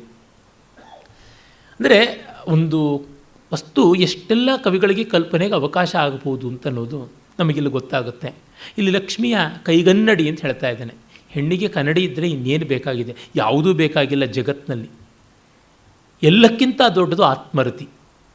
ತನ್ನನ್ನು ತಾನು ಪ್ರೀತಿಸುವಂತೆ ಇನ್ಯಾರನ್ನೂ ಯಾರೂ ಎಂದೂ ಎಲ್ಲಿಯೂ ಪ್ರೀತಿಸೋದಿಲ್ಲ. ತನ್ನನ್ನು ತಾನು ಪ್ರೀತಿಸುವ ಲಕ್ಷಣದ ಒಂದು ಹೊರಗಿನ ಹಂತ, ಮೊದಲನೇ ಹಂತವೇ ಕನ್ನಡಿ ನೋಡುವಂಥದ್ದು. ಲಕ್ಷ್ಮಿ ಕೇಳಬೇಕೆ ಕನ್ನಡಿಯನ್ನು ಹಿಡ್ಕೊಂಡಿದ್ದಾಳೆ ಅಂತಂದರೆ. ಮತ್ತು ಅದು ಅನುರಕ್ತವಾದ ದರ್ಪಣ, ಕೆಂಬಣ್ಣದ ರತ್ನ, ರಕ್ತವಾದ ದರ್ಪಣ ಮತ್ತು ಅನುರಕ್ತಿಯನ್ನು ತುಂಬಿಸುವಂಥ ದರ್ಪಣ. ಬಾಹುಭಿರ್ವಿಟಪಾಕಾರೈ ದಿವ್ಯಾಭರಣಭೂಷಿತೈ ಆವಿರ್ಭೂತಮಪಾಂ ಮಧ್ಯೆ ಪಾರಿಜಾತಮಿವಾಪರಂ. ಇಲ್ಲಿ ನೀವು ಗಮನಿಸಬೇಕು, ಕೌಸ್ತುಭ, ಲಕ್ಷ್ಮಿ, ಪಾರಿಜಾತ ಇವೆಲ್ಲ ಸಮುದ್ರ ಮಥನದ ಪ್ರಾಡಕ್ಟ್ಸು. ದಶರಥನ ಮನಸ್ಸು ರತ್ನಗಳು ಹುಟ್ಟುವ ಮುನ್ನ ಸಮುದ್ರ ಹೊಯ್ದಾಟ ಹೇಗಿತ್ತು ಹಾಗಿತ್ತು ಅಂತ ಹೇಳ್ತಿದ್ದಾನೆ. ಈಗ ರತ್ನಗಳು ಹುಟ್ಟೋದಿಕ್ಕಾಗುವಂತೆ ಅಲ್ಲಿಯ ರತ್ನಗಳಿಂದಲೇ ಭೂಷಿತನಾದ ಪರಮರತ್ನ ಪುರುಷೋತ್ತಮ ನಾರಾಯಣ ಅನ್ನುವುದನ್ನು ತೋರ್ಪಡಿಸ್ತಾ ಇದ್ದಾನೆ. ಅಂದರೆ ಇವನ ಅಂತರಂಗದ ತಳಮಳವನ್ನು ನಿವಾರಣೆ ಮಾಡುವಂತೆ, ಇವನ ಪಿತೃ ಋಣವನ್ನು ತೀರಿಸುವ ಅಮೃತ ಸ್ವರೂಪಿಯಾಗಿ ರಾಮಾವತಾರ ಮಾಡ್ತಾನೆ ಎನ್ನುವ ಧ್ವನಿಯನ್ನು ಎಷ್ಟು ಚೆನ್ನಾಗಿ ಬೆಳೆಸಿಕೊಂಡು ಬಂದಿದ್ದಾನೆ ಕವಿ ಅಂತ. ಮರದ ಹಿರಿದಾದ ನಿಡಿದಾದ ಕೊಂಬೆಗಳ ಹಾಗಿರುವ ತೋಳುಗಳಿಂದ, ಸಾಲಂಕೃತವಾದ ಆ ತೋಳುಗಳಿಂದ ಸಮುದ್ರದ ಮಧ್ಯದಲ್ಲಿ ಉದಿಸಿದ ಕೊಂಬೆಗಳನ್ನು ದಶದಿಕ್ಕುಗಳಿಗೂ ಚಾಚಿದ ಪಾರಿಜಾತದ ಹಾಗೆ ಇದ್ದ ಅಂತಿ. ಭಕ್ತ ಪಾರಿಜಾತ ಅಂತ ಕರಿತೀವಿ ಮಹಾವಿಷ್ಣುವನ್ನು. ಪಾರಿಜಾತ ಕೀಳದೆ ನೆಲದಲ್ಲಿ ಉದುರಿಸ್ಬಿಡುತ್ತೆ ಹೂವನ್ನು. ನೀನು ತಗೊಳ್ಳೋದಿಲ್ಲ ಅಂದರೂ ನಾನು ಕೊಡದೇ ಇರೋದಿಲ್ಲಪ್ಪ ಅಂತ. ಇದು ಪಾರಿಜಾತದ ಕೊಡುಗೈ. ಮತ್ತೊಬ್ಬರು ಬಂದು ಬೇಡಬೇಕಾಗಿಲ್ಲ, ಕಾಡಬೇಕಾಗಿಲ್ಲ, ಕಿತ್ತುಕೊಂಡು ಹೋಗಬೇಕಾಗಿಲ್ಲ. ನಾನು ಹೂಗಳ ಬಗ್ಗೆ ಸಂಸ್ಕೃತದಲ್ಲಿ ಒಂದು ಕಾವ್ಯ ಬರೆದಿದ್ದೀನಿ, ಅದು ಪ್ರಕಟ ಮಾಡಿಲ್ಲ. ಕೊನೆಯ ಒಂದು ಫೈನಲ್ ಡ್ರಾಫ್ಟ್ ಮಾಡಬೇಕಾಗಿದೆ, ಸೋಂಬೇರಿತನದಿಂದ ಹಿಂದೆ ಮಾಡ್ತಾ ಇದ್ದೀನಿ. 100ಕ್ಕೂ 200ಕ್ಕೂ ಹೆಚ್ಚು ಪದ್ಯಗಳಿರ್ತಕ್ಕಂಥದ್ದು. ಸುಮನೋಮಯಂ ಅಂತ ಕಾವ್ಯದ ಹೆಸರು. ಅಲ್ಲಿ ಹೂಗಳ ನೆವದಲ್ಲಿ ಮಾನವ ಸ್ವಭಾವವನ್ನು, ಜೀವ ಸ್ವಭಾವವನ್ನು, ಲೋಕ ಸ್ವಭಾವವನ್ನು, ಭಾವನೆಗಳನ್ನು ನಿರೂಪಣೆ ಮಾಡುವಂಥದ್ದು. ಅದರೊಳಗೆ ಪಾರಿಜಾತದ ಬಗ್ಗೆ ಒಂದು ಹಲವು 10 ಪದ್ಯಗಳಿದೆ. ಅಲ್ಲಿ ಪದ್ಯಗಳಲ್ಲಿ ಇದು ಒಂದು ಬರುತ್ತೆ. ದಾನಿಯ ದಾನಗುಣ ಹೇಗಿರಬೇಕು ಅನ್ನೋದನ್ನು ತೋರ್ಪಡಿಸುವಂತೆ ಇದೆ ಪಾರಿಜಾತ ಅಂತ. ನಾನು ಇಟ್ಕೊಳ್ಳಾರೆ, ನನ್ನಲ್ಲಿ ಅದು ವೃದ್ಧವಾಯಿತು ಅಂದರೆ ಪಾತ್ರದಲ್ಲಿ ನಿಕ್ಷಿಪ್ತ ಆದರೂ ಸರಿ, ಆಗದೇ ಇದ್ದರೂ ಸರಿ, ನಾನು ಇಟ್ಟು ಹೊರಟೋಗ್ಬಿಡ್ತೀನಿ ಅಂತ. ಅಲಬ್ಧಮೀಹೇ ಧರ್ಮೇಣ ಲಬ್ಧಂ ಯತ್ನೇನ ಪಾಲಯೇತ್, ಪಾಲಿತಂ ವರ್ಧಯೇನ್ ನಿತ್ಯಂ, ವೃದ್ಧಂ ಪಾತ್ರೇಶು ದಾಪಯೇತ್. ಇದು ಸುಭಾಷಿತ. ಸಿಗದೇ ಇದ್ದಿದ್ದನ್ನು ಧರ್ಮಬದ್ಧವಾದ ರೀತಿಯಲ್ಲಿ ದಕ್ಕಿಸಿಕೊಳ್ಳುವ ಪ್ರಯತ್ನ ಮಾಡಬೇಕು. ಹಾಗೆ ದಕ್ಕಿಸಿಕೊಂಡದ್ದನ್ನು ಚೆನ್ನಾಗಿ ಪೋಲು ಮಾಡದೆ ಕಾಪಾಡಿಕೊಳ್ಳಬೇಕು. ಕಾಪಾಡಿಕೊಂಡದ್ದನ್ನು ಚೆನ್ನಾಗಿ ಸಮೃದ್ಧಗೊಳಿಸಬೇಕು. ಹಾಗೆ ದುಪ್ಪಟ್ಟು ಮುಪ್ಪಟ್ಟು ಮಾಡಿದ್ದನ್ನು ಯೋಗ್ಯರಿಗೆ ವಿತರಣೆ ಮಾಡಬೇಕು ಅಂತ ಪಾರಿಜಾತಕ್ಕಿಂತ ದೊಡ್ಡ ನಿದರ್ಶನ ಕಾಣುವುದಿಲ್ಲ. ಶೇಫಾಲಿಕಾ ಅಂತಲೂ ಪಾರಿಜಾತವನ್ನು ಹೇಳ್ತಾರೆ ಸಂಸ್ಕೃತದಲ್ಲಿ. ದೈತ್ಯ ಸ್ತ್ರೀ ಗಂಡಲೇಖಾನಾಂ ಮದರಾಗವಿಲೋಪಿಭಿ ಹೇತಿಭಿಶ್ಚೇತನ ಅವದ್ಭಿ ಉದೀರಿತ ಜಯಸ್ವನಂ. ದೈತ್ಯ ವನಿತೆಯರ ಕೆನ್ನೆಗಳ ಮೇಲೆ, ಹುಬ್ಬುಗಳ ಮೇಲೆ ಇರುವಂತಹ ಮಕರಿಕಾಪತ್ರ ಭಂಗ ಅಂತ ಮುತ್ತರಿಗಿಡೋದು ಅಂತ ಕರೀತಾರೆ ಯಕ್ಷಗಾನದಲ್ಲಿ. ಈ ಚಿತ್ತಾರಗಳನ್ನು ಮಾಡಿರ್ತಾರಲ್ಲ, ಅದರ ಸೊಗಸನ್ನು ಕಮರಿಸುವಂತಹ ದಿವ್ಯಾಯುಧಗಳನ್ನು ಉಳ್ಳ ಪರಮಾತ್ಮನ ತುದಿಗಳು, ಆ ಆಯುಧಗಳು ಸಜೀವವಾಗಿ ಮೂರ್ತಿಮತ್ತಾಗಿ ಜಯಕೀರ್ತಿಯ ಪ್ರಶಂಸೆಗಳನ್ನು ಮಾಡ್ತಾ ಇದ್ದುವು ಅಂತ. ದೇವಡವರು ತಮ್ಮ ಮಹಾಕ್ಷತ್ರಿಯದಲ್ಲಿ ಇಂದ್ರನ ಆಯುಧಗಳೆಲ್ಲ ಮೂರ್ತಿಮತ್ತಾಗಿ ಇಂದ್ರನ ಜೈಕಾರ ಮಾಡ್ತಾ ಇದ್ವು ಅಂತಾರೆ. ಕಾಳಿದಾಸನ ಅಧ್ಯಯನದ ಫಲ ಅಲ್ಲಿ. ಅಂದರೆ ಚಕ್ರವಾಗಿ ಗಿರಿಗಿರ ಅಂತ ತಿರುಗೋದು ಮಾತ್ರವಲ್ಲದೆ ಸುದರ್ಶನ ಅನ್ನುವ ಒಂದು ವ್ಯಕ್ತೀಕರಣವನ್ನು ಮಾಡಿಕೊಳ್ಳುತ್ತದೆ. ಕೌಮೋದಕಿ ಅಂತ ಒಂದು ಸ್ತ್ರೀ ರೂಪ ಧಾರಣ ಮಾಡುತ್ತದೆ. ನಂದಕ ಅನ್ನುವ ಒಂದು ತರುಣ ವೇಷಧಾರಿಯಾಗುತ್ತದೆ. ಈ ರೀತಿಯಾಗಿ ತಮ್ಮ ತಮ್ಮ ಮಾನುಷ ರೂಪಗಳನ್ನು ತಾಳಿ ಆ ಕೈಗಳಲ್ಲಿದ್ದು ಏಕಕಾಲದಲ್ಲಿ ಚೇತನ ಮತ್ತು ಅಚೇತನ ಎರಡೂ ಹಂತಗಳಲ್ಲಿ ನಿಂತು ತಾವು ಆಯುಧವಾಗಿ ಅಚೇತನ ರೂಪದಲ್ಲಿಯೂ ಮತ್ತು ಅವನ ಜಯ ಸ್ತುತಿಯನ್ನು ಮಾಡುವ ಒಂದಿಗಳಂತೆಯೂ ಕೂಡ ಇದ್ದುವು. ಮತ್ತು ಒಬ್ಬನ ಪರಾಕ್ರಮವನ್ನು ಅವನ ಆಯುಧಗಳಲ್ಲದೆ ಇನ್ಯಾರು ಚೆನ್ನಾಗಿ ಬಲ್ಲವರು? ವೈರಿಗಳ ರಕ್ತದ ರುಚಿಯನ್ನು ಆಯುಧಗಳಲ್ಲದೆ ಬೇರೆ ಯಾರಾದರೂ ನೋಡಿದ್ದಾರೆ? ಅಷ್ಟು ಚೆನ್ನಾಗಿ ಅವನ ಎದೆಗೆ ಹೊಕ್ಕು ಒಳಗೆ ಹೋಗಿ ಬಂದಿರತಕ್ಕಂಥದ್ದು ಆಯುಧ ಅಲ್ಲದೆ ಮತ್ತಿನ್ಯಾವುದು. ಹೀಗಾಗಿ ಅವುಗಳಿಗೆ ಈ ಪರಾಕ್ರಮದ ಆಳ, ಅಗಲ, ಉದ್ದ ಎಲ್ಲ ಚೆನ್ನಾಗಿ ಗೊತ್ತಿದೆ ಎನ್ನುವಂಥ ಧ್ವನಿ ಕೂಡ ಗೊತ್ತಾಗುತ್ತದೆ. ಅದರಿಂದಲೇ ತಾನೇ ನಮ್ಮ ಮುರಾರಿ ಕವಿ ಹೇಳ್ತಾರೆ, ದೇವೀಂ ವಾಚಮುಪಾಸತೆ ಬಹವ ಸಾರಂತು ಸಾರಸ್ವತಂ ಜಾನೀತೆ ನಿತರಾಂ ಅಸೌ ಗುರುಕುಲ ಕ್ಲಿಷ್ಟೋ ಮುರಾರಿ ಕವಿ ಅಬ್ಧಿರ್ಲಂಘಿತ ಏವ ವಾನರ ಭಟೈ ಕಿಂ ತಸ್ಯ ಗಂಭೀರತಾಂ ಆಪಾತಾಲ ನಿಮಗ್ನ ಪಿವರತನುರ್ಜಾನಾತಿ ಮಂಥಾಚಲ ಅಂತ. ಸರಸ್ವತಿಯನ್ನು ಎಷ್ಟೋ ಜನ ಆರಾಧನೆ ಮಾಡ್ತಾರೆ, ಆದರೆ ಮುರಾರಿ ಗುರುಕುಲದಲ್ಲಿ ನಿರಂತರ ಅಧ್ಯಯನ ಮಾಡಿದವನಿಗೆ ಇರುವಂಥ ಕೌಶಲ ಮತ್ಯಾರಿಗೂ ಇಲ್ಲ. ಮಂಗಗಳು ಸಮುದ್ರ ದಾಟದವು, ಪಾರಂಗತರು. ಅರೆ ತಲಸ್ಪರ್ಶಿಯಾಗಿ ಸಮುದ್ರವನ್ನು ನೋಡಿದ್ದು ಮಂದರ ಪರ್ವತ, ಮಂಥಾಚಲ.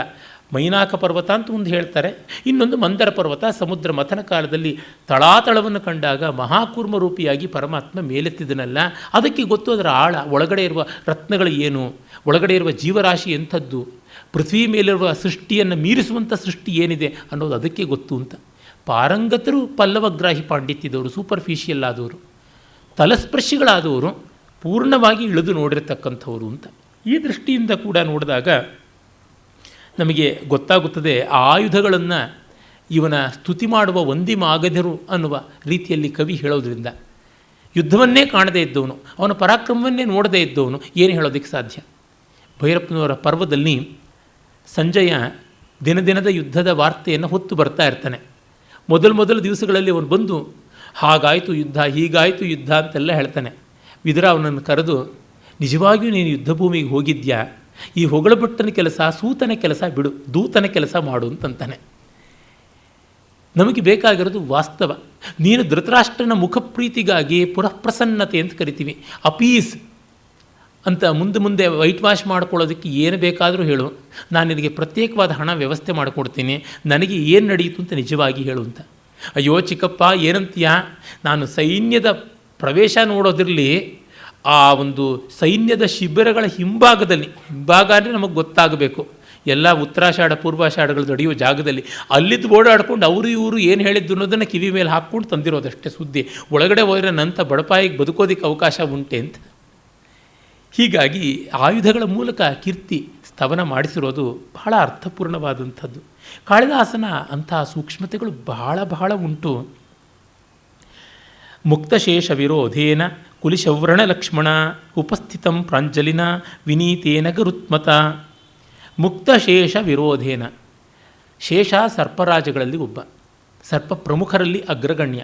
ಶೇಷನ ಜೊತೆಗೆ ವಿರೋಧವನ್ನು ಬಿಟ್ಟು ಕುಲಿಶವ್ರಣ ಪಕ್ಷ್ಮಣ, ಇಂದ್ರನ ವಜ್ರಾಯುಧದ ಒಂದು ಏಟನ್ನು ತಾಳಿದ ಗರಿಯ ಲೋಪವನ್ನು ಉಳ್ಳವನಾದ ಗರುಡ ಕೈ ಮುಗಿದು ಅವನ ಮುಂದೆ ಕೂತಿದ್ದ ಅಂತ. ಒಂದು ಏನಂದರೆ, ಪುರಾಣದಲ್ಲಿ ಬರುವಂತೆ, ಮಹಾಭಾರತದ ಸಂಭವ ಪರ್ವದಲ್ಲಿಯೂ ಗೊತ್ತಾಗುವಂತೆ, ಗರುಡ ಹಿಂದೆ ಅಮೃತಹರಣ ಮಾಡೋದಕ್ಕೆ ಹೋದಾಗ ಇಂದ್ರ ವಜ್ರಾಯುಧ ಪ್ರಯೋಗ ಮಾಡ್ತಾನೆ. ನನಗೇನೂ ಆಗೋಲ್ಲಪ್ಪ ನಿನ್ನ ವಜ್ರಾಯುಧದಿಂದ, ಆದರೆ ಅದಕ್ಕೊಂದು ಗೌರವ ತೋರಿಸ್ಬೇಕು ಅಂತ ಒಂದು ಗರಿ ಉದುರಿಸ್ತೀನಿ ಅಂತ ಉದುರಿಸ್ದ ಅಂತ. ಅದು ಕುಲಿಶವ್ರಣ ಲಕ್ಷ್ಮಣ. ಯುದ್ಧದಲ್ಲಿ ಗಾಯದ ಗುರುತುಗಳನ್ನು ಮಾಡಿಸಿಕೊಂಡು ಅದನ್ನು ಮತ್ತೆ ಪ್ಲಾಸ್ಟಿಕ್ ಸರ್ಜರಿ ಮಾಡಿ ಮುಚ್ಚಿಸಿಕೊಳ್ಳದೆ ಮೆರೆಸ್ತಕ್ಕಂಥದ್ದು ವೀರಲಕ್ಷ್ಮ ಅಂತ ಮಹಾವೀರರಿಗೆ ಒಂದು ಅಲಂಕಾರ ಅಂತಾಗಿತ್ತು. ರಾಣ ಸಂಗ್ರಾಮ ಸಿಂಹ ಅಂತ ಮಹಾವೀರ ಯೋಧ ಇದ್ದ, ಉದಯ ಸಿಂಹ ಅಂತ ಮತ್ತೊಬ್ಬ ಮಹಾವೀರ ಯೋಧ ಇದ್ದ. ಅವರುಗಳಿಗೆಲ್ಲ ಮೈಮೇಲೆ 86 ವ್ರಣಗಳಿದ್ವಂತೆ. ಒಂದು ಕಣ್ಣು, ಒಂದು ಕೈ, ಒಂದು ಕಾಲು ಹೋಗಿತ್ತಂತೆ ರಾಣ ಸಂಗ್ರಾಮ ಸಿಂಹನಿಗೆ. ಅದು ಮಹಾವೀರತನದ ಮಹಾವೀರ ಸೌಂದರ್ಯದ ಲಕ್ಷಣ ಅಂತ. ರಜಪೂತರ ವಿಕ್ರಮಗಳು ತುಂಬ ಸುಂದರವಾದವು, ರೋಮಾಂಚನಗೊಳಿಸ್ತಕ್ಕಂಥದ್ದು. ಅದರ ಬಗ್ಗೆ ನಮ್ಮ ಕನ್ನಡದಲ್ಲಿ ಮೊದಲಿಗೆ ಅದರ ಕಡೆಗೆ ಮನಸ್ಸನ್ನು ಸೆಳೆದಂಥವರು ಮಹನೀಯರಾದ ಚ ವಾಸುದೇವನವರು. ಡಿ.ವಿ. ಜಿಯವರಿಗೆ ತುಂಬ ಗೌರವನೀಯರಾಗಿದ್ದರು. ಅವರ ಜ್ಞಾಪಕಚಿತ್ರ ಶಾಲೆಯ 3ನೇ ಸಂಪುಟ ಸಾಹಿತ್ಯೋಪಾಸಕರಲ್ಲಿ ಚ ವಾಸುದೇವನವರ ಬಗ್ಗೆ ಬರುವ ಅಧ್ಯಾಯವನ್ನು ತುಂಬ ಚೆನ್ನಾಗಿ ಬರೆದಿದ್ದಾರೆ, ಎಲ್ಲರೂ ಓದಬೇಕಾದದ್ದು. ಅಲ್ಲಿ ಅವರು ಬರೀತಾರೆ, ಆರ್ಗೆಯ ಕೀರ್ತಿ, ಭೀಷ್ಮಚರಿತ್ರೆ, ಇಂಥ ಪುಸ್ತಕಗಳನ್ನು ಬರೆದ ಬದುಕು ಎಂಥದ್ದಾಗಿತ್ತು ವಾಸುದೇವನವರದು ಅಂತ. ಮತ್ತು ಇಲ್ಲೊಂದು ಶೇಷ ಗರುಡರಿಗೆ ವಿರೋಧ ಇಲ್ಲದೆ ಇತ್ತು ಅಂತ. ವೈಕುಂಠದಲ್ಲಿ ವಿಕುಂಠ, ಕೊರತೆ ಇಲ್ಲದ್ದು, ಯಾರ ಮೇಲೆ ಯಾರಿಗೂ ಕೂಡ ರೋಷ, ಕೋಪ, ತಾಪಗಳು ಇಲ್ಲ. ಜಯವಿಜಯರು ಯಾಕೆ ಭ್ರಷ್ಟರಾದರು ಅಂತಂದರೆ, ಅವರಿಗೆ ಮೇಲರಿಮೆ ಕೀಳರಿಮೆಗಳು ಬಂತಲ್ಲ. ನಾವು ಬಾಗಲು ಕಾಯುವವರು ಯಾರನ್ನೂ ಒಳಗೆ ಬಿಡಬಾರ್ದು, ತಮ್ಮ ಮೇಲರಿಮೆ ಅಲ್ಲಿ ಉಂಟು ಅಂತ ಮಾಡಿಕೊಂಡಾಗ ರಾಗದ್ವೇಷಗಳ ವಿಕಾರ ಬಂದೊಡನೆ ಕುಂಠವಾಯಿತು. ಅವರಿಗೆ ವೈಕುಂಠದಲ್ಲಿ ಅವಕಾಶ ಇಲ್ಲ, ಭೂಮಿಗೆ ಬಿದ್ದರು ಅನ್ನುವ ತಾತ್ಪರ್ಯ. ಗರುಡ ಹಾಗೆ ಎದುರುಗಡೆ ಕೂತಿದ್ದಾನೆ. ವಸ್ತುತಃ ಗರುಡ ಗಾಯತ್ರಿ ಮಂತ್ರದ ಸಂಕೇತ. ಶತಪಥಾದಿ ಬ್ರಾಹ್ಮಣಗಳಲ್ಲಿ ಗಾಯತ್ರಿ ಮಂತ್ರ ಸುಪರ್ಣರೂಪಿಯಾಗಿ ದ್ಯುಲೋಕದ ಸೋಮವನ್ನು ಭೂಮಿಗೆ ತಂತು ಅಂತ ಕಥೆ ಉಂಟು. ಜೊತೆಗೆ ವೇದಗಳಲ್ಲಿ ವೇದಸ್ವರೂಪಿಯೇ ಗರುಡ, ಛಂದೋಮಯ ಸುಪರ್ಣ ಅಂತೆಲ್ಲ ಹೇಳುವುದು ಉಂಟು. ಹೀಗೆ ವೇದವೇ ಈ ರೂಪದಲ್ಲಿ, ವೇದದ ಪರಮಾರ್ಥವಾದಂಥ ಕರ್ಮಕಾಂಡದ ಸಾರವತ್ತಾದ ಸೋಮಯಾಗ ಅಂತ ಯಾವುದುಂಟು ಅದರ ಸಾಕಾರವೇ ಅನ್ನುವಂತೆ ಇದ್ದ ಜ್ಞಾನಕಾಂಡ ಸ್ವರೂಪಿಯಾಗಿ ಸಾಕ್ಷಾತ್ ಮಹಾವಿಷ್ಣು ಅನ್ನುವ ಅರ್ಥಗಳನ್ನು ಕೂಡ ನಾವು ನೋಡಬಹುದು. ಯೋಗ ನಿದ್ರಾಂತ ವಿಶದೈ ಪಾವನೈರ್ ಅವಲೋಕನೈ ಭೃಗ್ವಾದೀನ್ ಅನುಗೃಹಂತಂ ಸೌಖಶಾಯನಿಕಾನ್ ಋಷೀನ್. ಕಾಳಿದಾಸನ ಶೈಲಿ ಅಂದರೆ ಟೆಕ್ನಿಕಲ್ ಟರ್ಮ್ಸ್. ಇಲ್ಲೊಂದು ಟೆಕ್ನಿಕಲ್ ಟರ್ಮ್ ಬಂದಿದೆ ನೋಡಿ. ಯೋಗ ನಿದ್ರಾಂತ ವಿಶದೈ, ಯೋಗ ನಿದ್ರೆಯ ಕೊನೆಯಲ್ಲಿ ವಿಶದವಾದ ಅಂದರೆ ಪ್ರಸನ್ನ ಅಂತ ಅರ್ಥ. ವಿಶದ ಅನ್ನೋದಕ್ಕೆ ಕ್ಲಿಯರ್ ಅನ್ನುವ ಅರ್ಥ ಉಂಟು. ವಿಶದವಾಗಿ ಹೇಳಿದ್ರು ಅಂದರೆ ವಿಸ್ತಾರವಾಗಿ ಹೇಳಿದ್ರು ಅನ್ನೋ ಅರ್ಥ ಅಲ್ಲ. ವಿಶದವಾಗಿ ಹೇಳಿದ್ರು ಅಂದರೆ ತಿಳಿಯಾಗಿ ಹೇಳಿದ್ರು ಅಂತ ಅರ್ಥ. ಯೋಗ ನಿದ್ರೆಯ ಬಳಿಕ ಪ್ರಸನ್ನವಾಗುತ್ತಾ ಇರುವ ಪಾವನೈಹಿ, ಪವಿತ್ರವಾದ ಅವಲೋಕನೈಹಿ ನೋಟಗಳಿಂದ ಶಾಯನಿಕಾನ್ ಭೃಗ್ವಾದೀನ್ ಋಷೀನ್ ಅನುಗೃಹಂತಂ ಅಪಶ್ಯನ್. ಭೃಗು, ಅತ್ರಿ, ಕಕುತ್ಸ್ಥ, ವಸಿಷ್ಠ, ಗೌತಮ, ಕಶ್ಯಪ, ಅಂಗೀರಸ ಮೊದಲಾದ ಸಪ್ತರ್ಷಿಗಳು ಯಾರಿದ್ದಾರೆ ಅವರುಗಳನ್ನು ಅನುಗ್ರಹ ಮಾಡ್ತಾ ಇದ್ದ. ಅವರು ಎಂಥವರು? ಸೌಖಶಾಯನಿಕರು ಅಂತ. ಮಲಗಿ ಒಬ್ಬ ಎದ್ದರೆ ಏನು ನಿದ್ರೆ ಚೆನ್ನಾಗಾಯಿತೋ ಅಂತ ಕೇಳೋ ಕೆಲಸಕ್ಕೆ ನಿಯುಕ್ತರಾದವರಿಗೆ ಸೌಖಶಾಯನಿಕರು ಅಂತ ಕರೀತಾರೆ. ಸುಖ ಶಯನಂ ಅಭೂದ್ವಾ ಇತಿ ಪ್ರಶ್ನುಕಾಮಾಹ ಸೌಖಶಾಯನಿಕಾಹ. ಚೆನ್ನಾಗಿ ನಿದ್ರೆ ಆಯಿತಾ ಅಂತ ಕೇಳೋರು ಸೌಖಶಾಯನಿಕರು, ಸೌಸುಪ್ತಿಕರು, ಸೌಷುಪ್ತಿಕರು, ಸೌಖಸುಪ್ತಿಕರು ಅಂತೆಲ್ಲ ಬರುತ್ತೆ. ಹೀಗೆ ರಾಜರ ಅರಮನೆಗಳಲ್ಲಿ ಇದ್ದರು ಅಪಾಯಿಂಟೆಡ್ ಆಗಿರ್ತಕ್ಕಂಥವ್ರು. ಬೇಕಾದಷ್ಟು ಮ್ಯಾನ್ ಪವರ್ ಇತ್ತು ಅನಿಸುತ್ತೆ. ಮೊನ್ನೆ ಯಾರೋ ಹೇಳ್ತಾ ಇದ್ರು, ಆಟೋಮೆಟಿಕ್ ಟಿಕೆಟ್ ಕೊಡೋ ಕೌಂಟ್ರಲ್ಲಿ ಕೂಡ ನಮ್ಮ ಹತ್ರ ದುಡ್ಡು ತೊಗೊಂಡು ಆ ಕೌಂಟರ್ಗೆ ಕಾಯಿನನ್ನು ಇನ್ಸರ್ಟ್ ಮಾಡಿ ಟಿಕೆಟ್ ಕೊಡೋದಕ್ಕೆ ಒಬ್ಬ ಆಳನ್ನು ಹಾಕಿರ್ತೀವಿ ನಮ್ಮ ಜನ, ಮೆಷಿನ್ ಹಾಳಾಗಬಾರ್ದು ಅಂತ. ಒಂದು ಜನ ಇದ್ದರೆ ಏನಂತೆ ಅಂತ. ನನ್ನ ಪರಿಚಿತರೊಬ್ಬರು ಒಂದು ನರ್ಸಿಂಗ್ ಹೋಮನ್ನು ನಡೆಸ್ತಾರೆ. ಅವರ ನರ್ಸಿಂಗ್ ಹೋಮ್ನಲ್ಲಿ ಬೇರೆ ಬೇರೆ ಅವ್ರ ದೊಡ್ಡ ಹಡಗು, ದಕ್ಷಿಣ ಕನ್ನಡದವರು. ಆ ಹಡಗಿನ ವ್ಯವಹಾರದಲ್ಲಿ ತುಂಬ ಜನ ಇದ್ದಾರೆ. ನಾನು ಒಮ್ಮೆ ಕೇಳಿದ್ದೆ, ಇಷ್ಟು ಜನ ಜಾಸ್ತಿ ಅಲ್ವಾ ಅಂತ. ನೋಡ್ರಿ, ನಮಗೆ ಬೇಸರ ಆದಾಗ ಬೈಸ್ಕೊಳ್ಳೋದಕ್ಕೊಬ್ಬ ಯಾರಾದರೂ ಇರಬೇಕಲ್ರಿ, ನಾವು ಯಾರ ಮೇಲೆ ಬೈಯೋಣ? ಅವನಿಗೇನೂ ಕೆಲಸ ಇಲ್ಲ, ಬೈಸ್ಕೊಳ್ಳೋದಷ್ಟೇ ಕೆಲಸ. ನನಗೆ ಇರಿಟೇಟ್ ಆದಾಗ ಬೈದು ನಾನು ಹಗುರ ಆಗ್ತೀನಿ. ಅದು ನನಗೊಂದು ರೀತಿಯ ಸೈಕಿಕ್ ಥೆರಪಿ. ಅದಕ್ಕೊಬ್ಬ ಬೇಡವೆ, ಅದಕ್ಕೊಂದು ಸಂಬಳ ಕೊಟ್ಟು ಇಟ್ಕೊಂಡ್ರೆ ಆಯಿತು ಅಂತ. ಹೀಗೆ ಮಲಗಿದ್ದು ಚೆನ್ನಾಗಾಯ್ತಾ ಅಂತ ಕೇಳೋದಕ್ಕೆ, ಸೌಭೋಜಿಕರು ಅಂತ ಇದ್ರು, ಊಟ ಚೆನ್ನಾಯ್ತಾ ಅಂತ ಕೇಳೋದಕ್ಕೆ. ಸುಮ್ಮನೆ ಚೆನ್ನಾಯ್ತಾ ಅಂತ ಕೇಳೋದಲ್ಲ, ಏನೋ ಚುರುಕ್ಕಂತ ಚುಚ್ಚಿದಂಗೆ ಆಯಿತು, ಏನೋ ಕಳಕ್ಕಂತ ಉಳುಕದಂಗೆ ಆಯಿತು ಅಂತಂದರೆ ಹಾಸಿಗೆ ಸರಿ ಇರಲಿಲ್ವಾ, ತಿಗಣೆ ಸೇರಿತ್ತಾ, ಸೊಳ್ಳೆ ಬಂದಿತ್ತಾ ಅಂತ ಅದನ್ನೆಲ್ಲವನ್ನೂ ಸರಿ ಮಾಡಬೇಕಾಗಿತ್ತು. ಸೌವಿದಲ್ಲರು ಅಂತಲೂ ಕರೀತಾರೆ, ಸಜ್ಜೆವಳರು ಅಂತಲೂ ಕನ್ನಡದಲ್ಲಿ ಹೇಳ್ತಾರೆ. ಒಟ್ಟಿನಲ್ಲಿ ಅವರು ಬೆಡ್ರೂಮ್ ಇನ್ಚಾರ್ಜ್. ಅದೇ ರೀತಿ ಭೋಜನ ಶಾಲೆ ಇನ್ಚಾರ್ಜ್ ಆಗಿರ್ತಕ್ಕಂಥವ್ರು ಸೌಭೋಜಿಕರು. ಊಟ ಚೆನ್ನಾಗಾಯ್ತಾ? ಇಲ್ಲ, ಯಾತಕ್ಕೋ ಚಟ್ನಿ ಪುಡಿಗೆ ಸ್ವಲ್ಪ ಉಪ್ಪು ಜಾಸ್ತಿ ಆಯಿತು. ಅದು ಚಟ್ನಿ ಪುಡಿ ಅಲ್ಲ ಸ್ವಾಮಿ, ಅದು ಕಡಲೆಕಾಯಿ ಬೀಜದ ಪುಡಿ ಅಂತಂದರೆ, ಹೌದಾ, ನಮಗೆ ಗೊತ್ತಾಗಲಿಲ್ಲ ಅಂತ. ಈ ಥರದ್ದೆಲ್ಲ ಅಲ್ಲ, ಯಥಾವತ್ತಾಗಿ ಹೇಗೆ ಬೇಕು ಹಾಗೆ ಆಗುವಂಥದ್ದು. ಮತ್ತು ಸೌಸ್ನಾತಿಕರು ಅಂತಲೂ ಇದ್ದರು. ಸ್ನಾನ ಚೆನ್ನಾಗಾಯ್ತಾ ಅಂತ ಕೇಳೋದು, ಅಂದರೆ ಟಾಯ್ಲೆಟ್, ಬಾತ್ರೂಮ್ ಇವುಗಳ ಸೂಪರ್ವಿಷನ್ ನೋಡ್ಕೊಳ್ತಕ್ಕಂಥವ್ರು.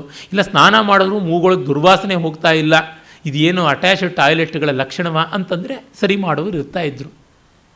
ಈ ರೀತಿ ಆ ಇಡೀ ಉಸ್ತುವಾರಿ ನೋಡಿ ಅದನ್ನು ವಿಚಾರಿಸ್ಕೊಳ್ಳೋರು ಒಬ್ಬರು ಇದ್ದರು ಅಂತಂದರೆ ಅದು ಔಪಚಾರಿಕವಾದ ಮಾತುಗಳಾಗಿರಲಿಲ್ಲ.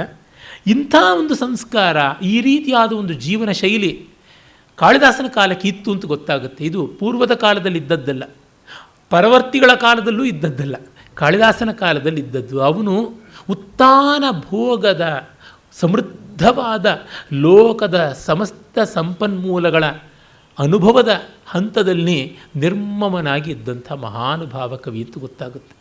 ಯಾರು ಭೋಗ ಪ್ರಪಂಚದಲ್ಲಿಯೂ ತಾವರೆ ಕೆಸರಿನ ಮೇಲೆ ತೇಲುವಂತೆ ತೇಲಬಲ್ಲರೋ ಅವರಲ್ಲದೆ ಮತ್ತಾರು ಬ್ರಹ್ಮನನ್ನೋ ಸರಸ್ವತಿಯನ್ನೋ ಲಕ್ಷ್ಮಿಯನ್ನೋ ತಮ್ಮೊಳಗೆ ಇಟ್ಕೊಳ್ಳೋಕ್ಕೆ ಸಾಧ್ಯ, ಅಥವಾ ಪರಮಪುರುಷನ ಕಣ್ಣೇ ಆಗೋದಕ್ಕೆ ಸಾಧ್ಯ? ಪುಂಡರೀಕಾಕ್ಷ ಅಲ್ವಾ ಅವನು.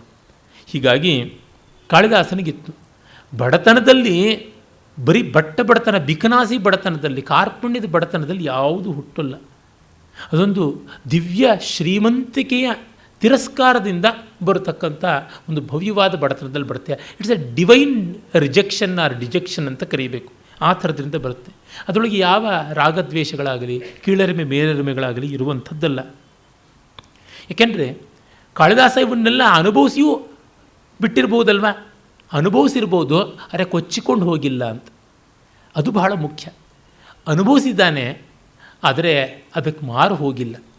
ಮಾರು ಹೋಗಿದ್ದರೆ ಅವನಿಂಥ ಕಾವ್ಯ ಬರೀತಾ ಇರಲಿಲ್ಲ, ಅನುಭವಿಸ್ತಲೇ ಇದ್ದು ಬಿಡ್ತಾ ಇದ್ದ. ನೋಡಿ, ಯಾವುದೇ ಒಂದು ಕ್ರಿಯೇಟಿವ್ ಎಂಡೆವರ್ ಅಂತನ್ನೋದು ತುಂಬ ಸಂತೋಷ ಕೊಡುವಂಥದ್ದೇನಲ್ಲ. ಮಾಡುವಾಗ ಸಂತೋಷ ಇರುತ್ತೆ, ಇಲ್ಲ ಅಂತಿಲ್ಲ, ಆದರೆ ಅದು ಒಂದಿಷ್ಟು ತ್ಯಾಗವನ್ನು ಅಪೇಕ್ಷೆ ಮಾಡುತ್ತೆ.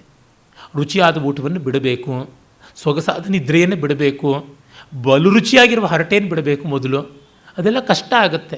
ನನಗೆ ಇಂಥದ್ದಿಂಥದ್ದು ಕಷ್ಟ ಆಗಿ ನಾನು ಯಾವುದೋ ಕಾವ್ಯ ಬರೆಯೋಕ್ಕಾಗ್ತಾ ಇಲ್ಲ, ಕಾದಂಬರಿ ಬರೆಯೋಕ್ಕಾಗ್ತಾ ಇಲ್ಲ ಅಂತಂದರೆ ಸ್ವಾನುಭವದಿಂದಲೇ ಇದನ್ನು ಹೇಳ್ತಾ ಇರುವ ಮಾತಾಗಿದೆ. ಕಾಳಿದಾಸ ಎಷ್ಟನ್ನೋ ತ್ಯಾಗ ಮಾಡ್ದ. ತ್ಯಾಗ ಮಾಡುವ ಮುನ್ನ ಆ ಸಮೃದ್ಧಿಯ ಆಳ ಅಗಲಗಳನ್ನು ನಿರ್ಮಮನಾಗಿ, ನಿಸ್ಪೃಹನಾಗಿ, ಪ್ರೀತಿ ಸ್ನಿಗ್ಧವಾದ ದೃಷ್ಟಿಯಿಂದ ಕಂಡಿದ್ದ. ಪ್ರಣಿಪತ್ಯ ಸುರಾಸ್ತಸ್ಮೈ ಶಮಯಿತ್ರೇ ಸುರದ್ವಿಷಾಂ ಅಥೈನಂ ತುಷ್ಟುವು ಸ್ತುತ್ಯಂ ಅವಾಂಗ್ ಮನಸಗೋಚರಂ. ದೇವತೆಗಳು ದೇವವೈರಿಗಳನ್ನು ಶಮನ ಮಾಡಬಲ್ಲ ಪರಮಾತ್ಮನನ್ನು, ಅವಾಂಗ್ ಮಾನಸಗೋಚರನನ್ನು, ಅಂದರೆ ಮಾತು ಮನಸ್ಸುಗಳಿಗೆ ಎಟುಕಲಾಗದವನನ್ನು ಮಾತುಗಳಿಂದ ಹೊಗಳಿದರು ಅಂತ. ಇಂಥ ವಿರೋಧಾಭಾಸ ಇದೆ. ಅಲ್ಲಿಂದಲೇ ಗೊತ್ತಾಗುತ್ತೆ ನಮಗೆ ಅದನ್ನು ಬಿಟ್ಟು ಇನ್ನೇನು ಮಾಡೋಕ್ಕಾಗೋಲ್ಲ ಅಂತ ಮಾಡ್ತಾ ಇದ್ದೀವಿ ಅಂತ. ಅದನ್ನು ಮುಂದೆ ಇನ್ನೂ ಚೆನ್ನಾಗಿ ಹೇಳಿಸ್ತಾನೆ. ಮಾತಿಗೆ ಮೀರಿದವನನ್ನು ಮಾತಿನಲ್ಲಿ ಹಿಡಿದಿಡುವ ಪ್ರಯತ್ನ. ಇಲ್ಲಿ ಸುಮಾರು 24 ದಿವ್ಯ ಮನೋಹರವಾದ ಶ್ಲೋಕಗಳು ಬರ್ತವೆ. ನಮೋ ವಿಶ್ವಸೃಜೆ ಪೂರ್ವಂ ವಿಶ್ವಂ ತದನು ಬಿಭ್ರತೆ ಅಥ ವಿಶ್ವಸ್ಯ ಸಂಹರ್ತ್ರೆ ತುಭ್ಯಂ ತ್ರೇಧಾತ್ಮನೇ ನಮಃ ತುಭ್ಯಂ ತ್ರೇಧಾಸ್ಥಿತಾತ್ಮನೇ.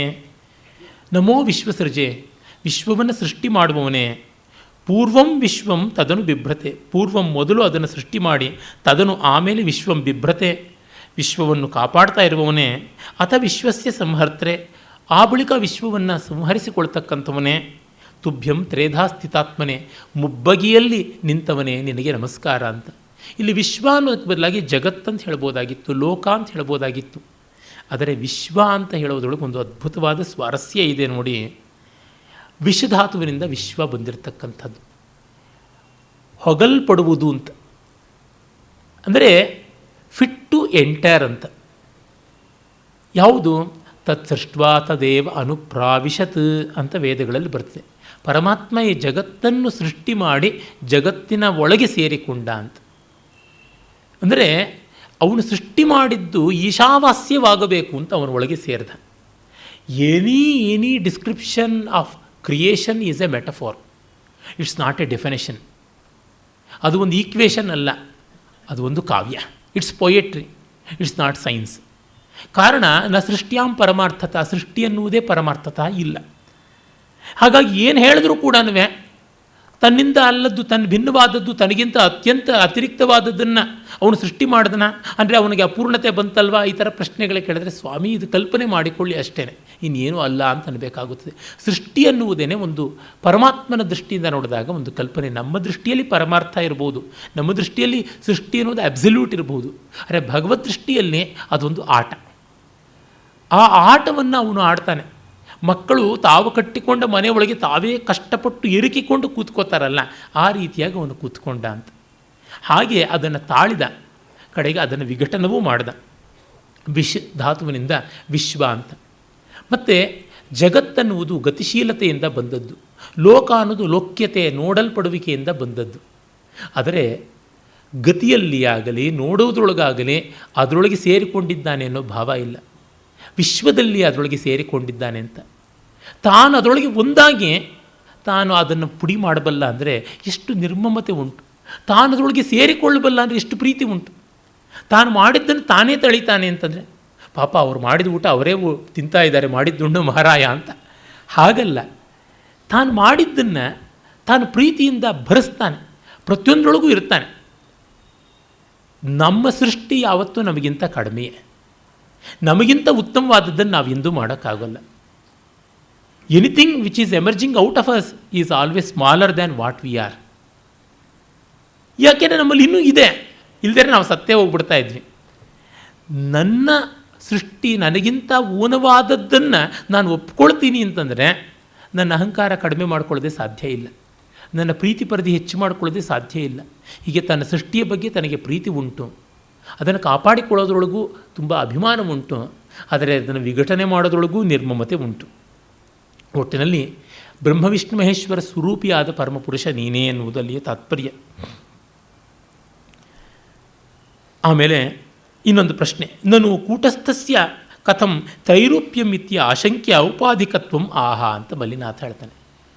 ಅವನು ಒಂದೊಂದು ಶ್ಲೋಕಕ್ಕೂ ಲಿಂಕ್ ಕೊಡ್ತಾನೆ.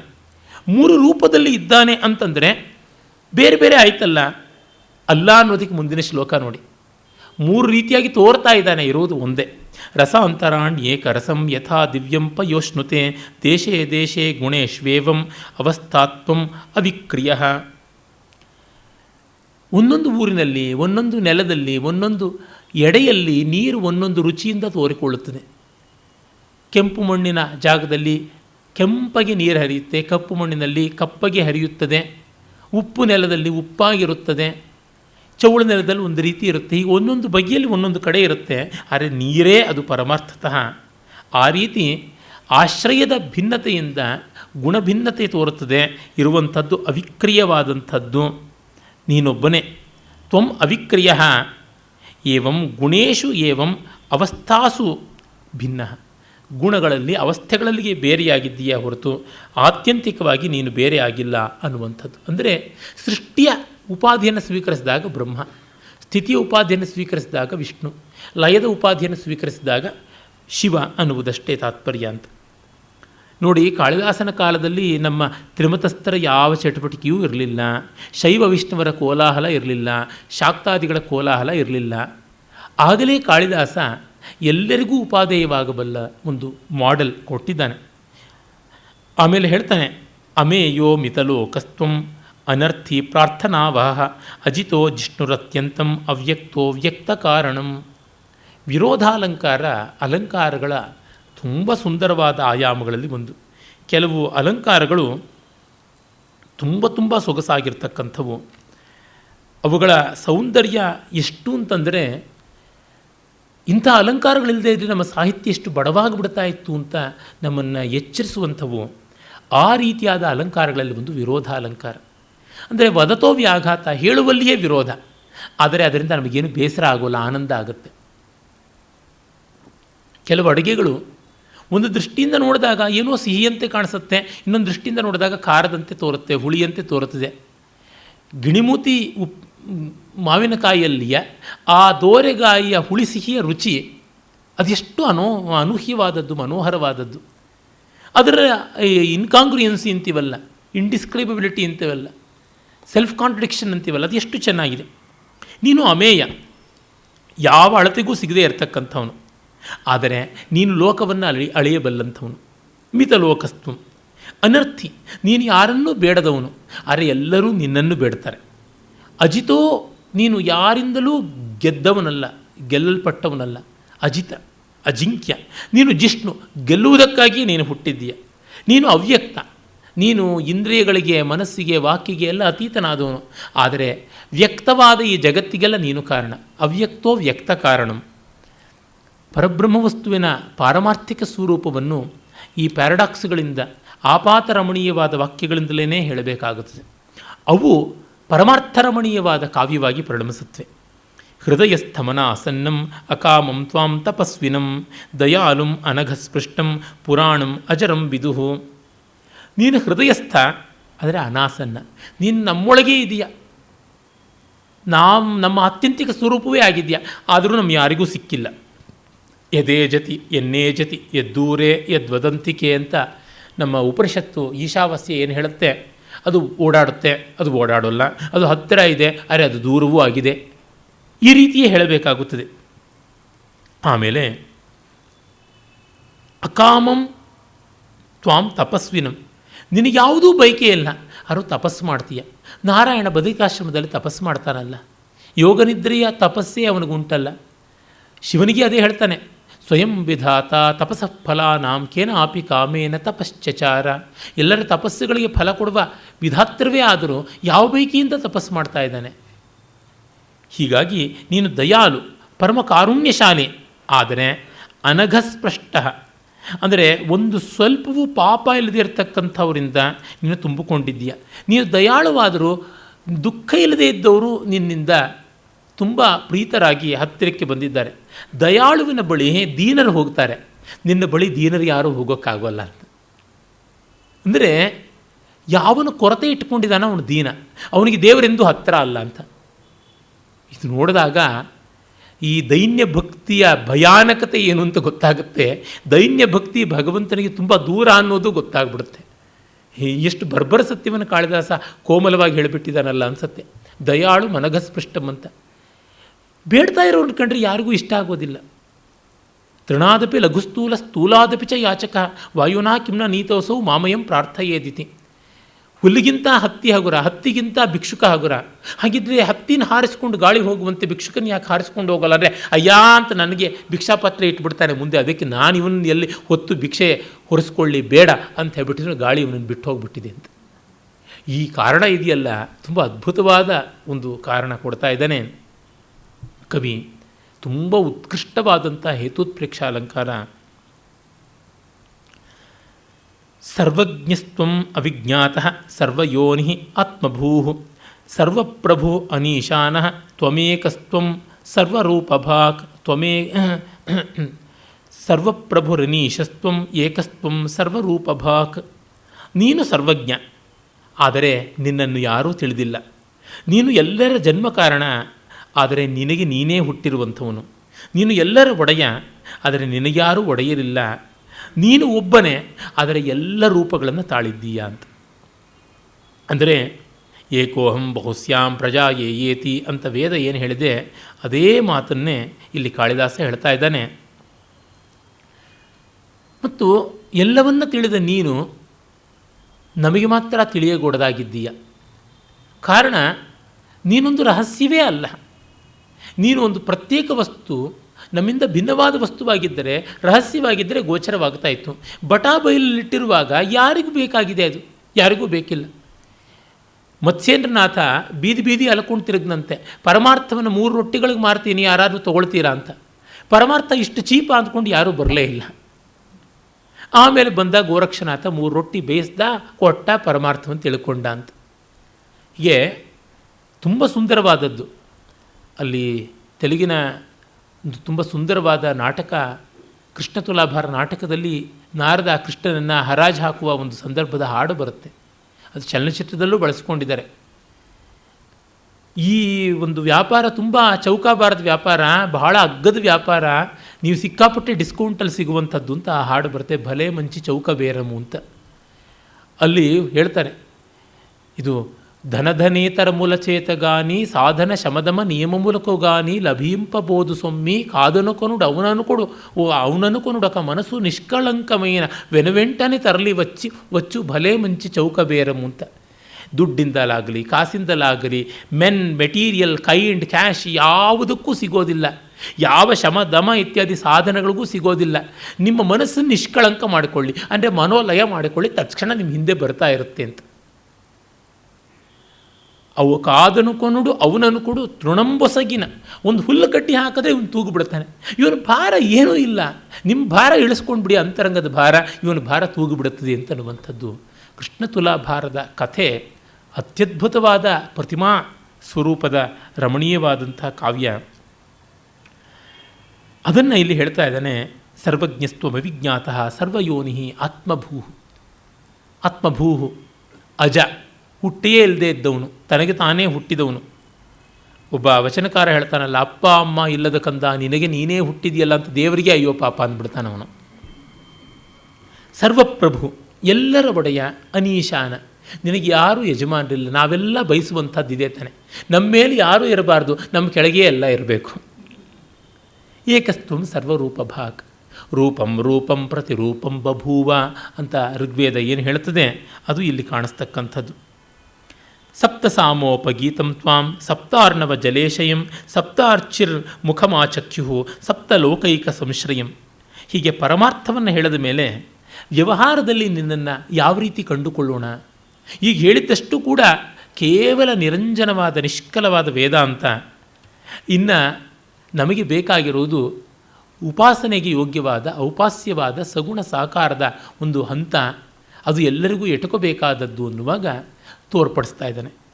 ನಿನ್ನನ್ನು ಸಪ್ತ ಸಾಮಗಳು, ರತಂತರ, ಉದ್ಗೀತ, ಸುಬ್ರಹ್ಮಣ್ಯಾದಿ ಸಪ್ತ ಸಾಮಗಳನ್ನು ಶಕ್ವರಿ, ಜಗತಿ, ಪಂಕ್ತಿ, ತ್ರಿಷ್ಟುಪ್, ಅನುಷ್ಟುಪ್, ಗಾಯತ್ರಿ ಇತ್ಯಾದಿ ಛಂದಸ್ಸುಗಳ ಜೊತೆಗೆ ಸೇರಿಸಿ ನಿಷಾದರ್ಶಭ ಗಾಂಧಾರಾದಿ ಸಪ್ತ ಸ್ವರಗಳ ಜೊತೆಗೆ ಮಿಲಾವಣೆ ಮಾಡಿ ಸಾಮವೇದವನ್ನು ಯಜ್ಞದ ಅಂದರೆ ಸೋಮಯಾಗದ ಕಾಲದಲ್ಲಿ ಪ್ರಾತರ್ಮಾಧ್ಯಂದಿನ ಸಾಯಂ ಸವನಗಳ ಕಾಲದಲ್ಲಿ ಪ್ರತಿಪಸ್ತೋತ, ಉದ್ಗಾತ, ಸುಬ್ರಹ್ಮಣ್ಯ ಮೊದಲಾದಂಥ ಉದ್ಗಾತ್ರಗಣದವರು ಹಾಡ್ತಾರೆ.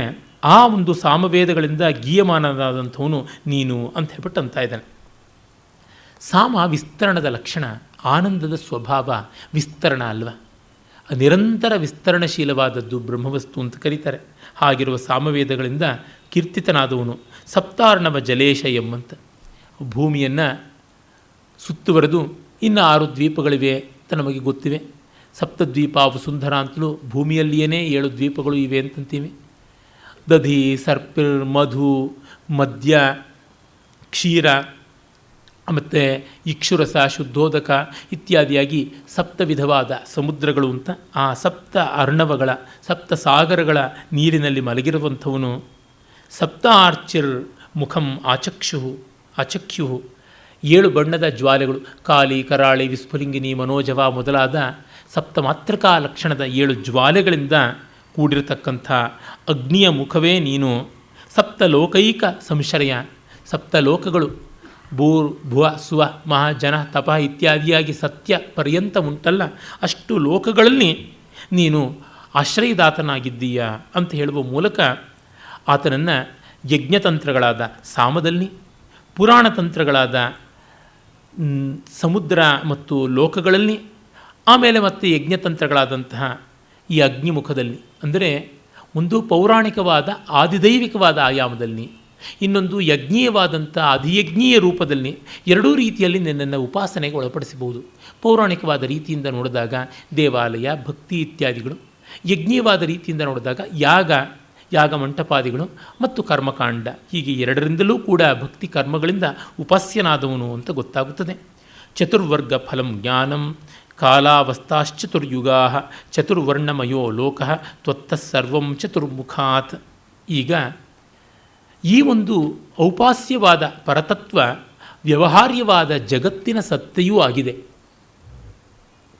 ಈ ಜಗತ್ತಿನಲ್ಲಿ ನೀನು ಹೇಗೆ ತೋರಿಕೊಳ್ತೀಯ, ನಾವು ನಿನ್ನನ್ನು ಹೇಗೆ ಗುರುತಿಸಿಕೊಳ್ಳಬೇಕು, ಯಾವ ರೀತಿ ಈ ಜಗತ್ ಸ್ವರೂಪವಾಗಿರುವ ನಿನ್ನನ್ನು ಈ ಜಗತ್ತಿನ ರೂಪದಲ್ಲಿ ಸಾಕ್ಷಾತ್ಕಾರ ಮಾಡಿಕೊಳ್ಳಬೇಕು ಅನ್ನುವುದನ್ನು ತೋರ್ಪಡಿಸುವುದಕ್ಕೆ ಈ ಶ್ಲೋಕ ಇದೆ.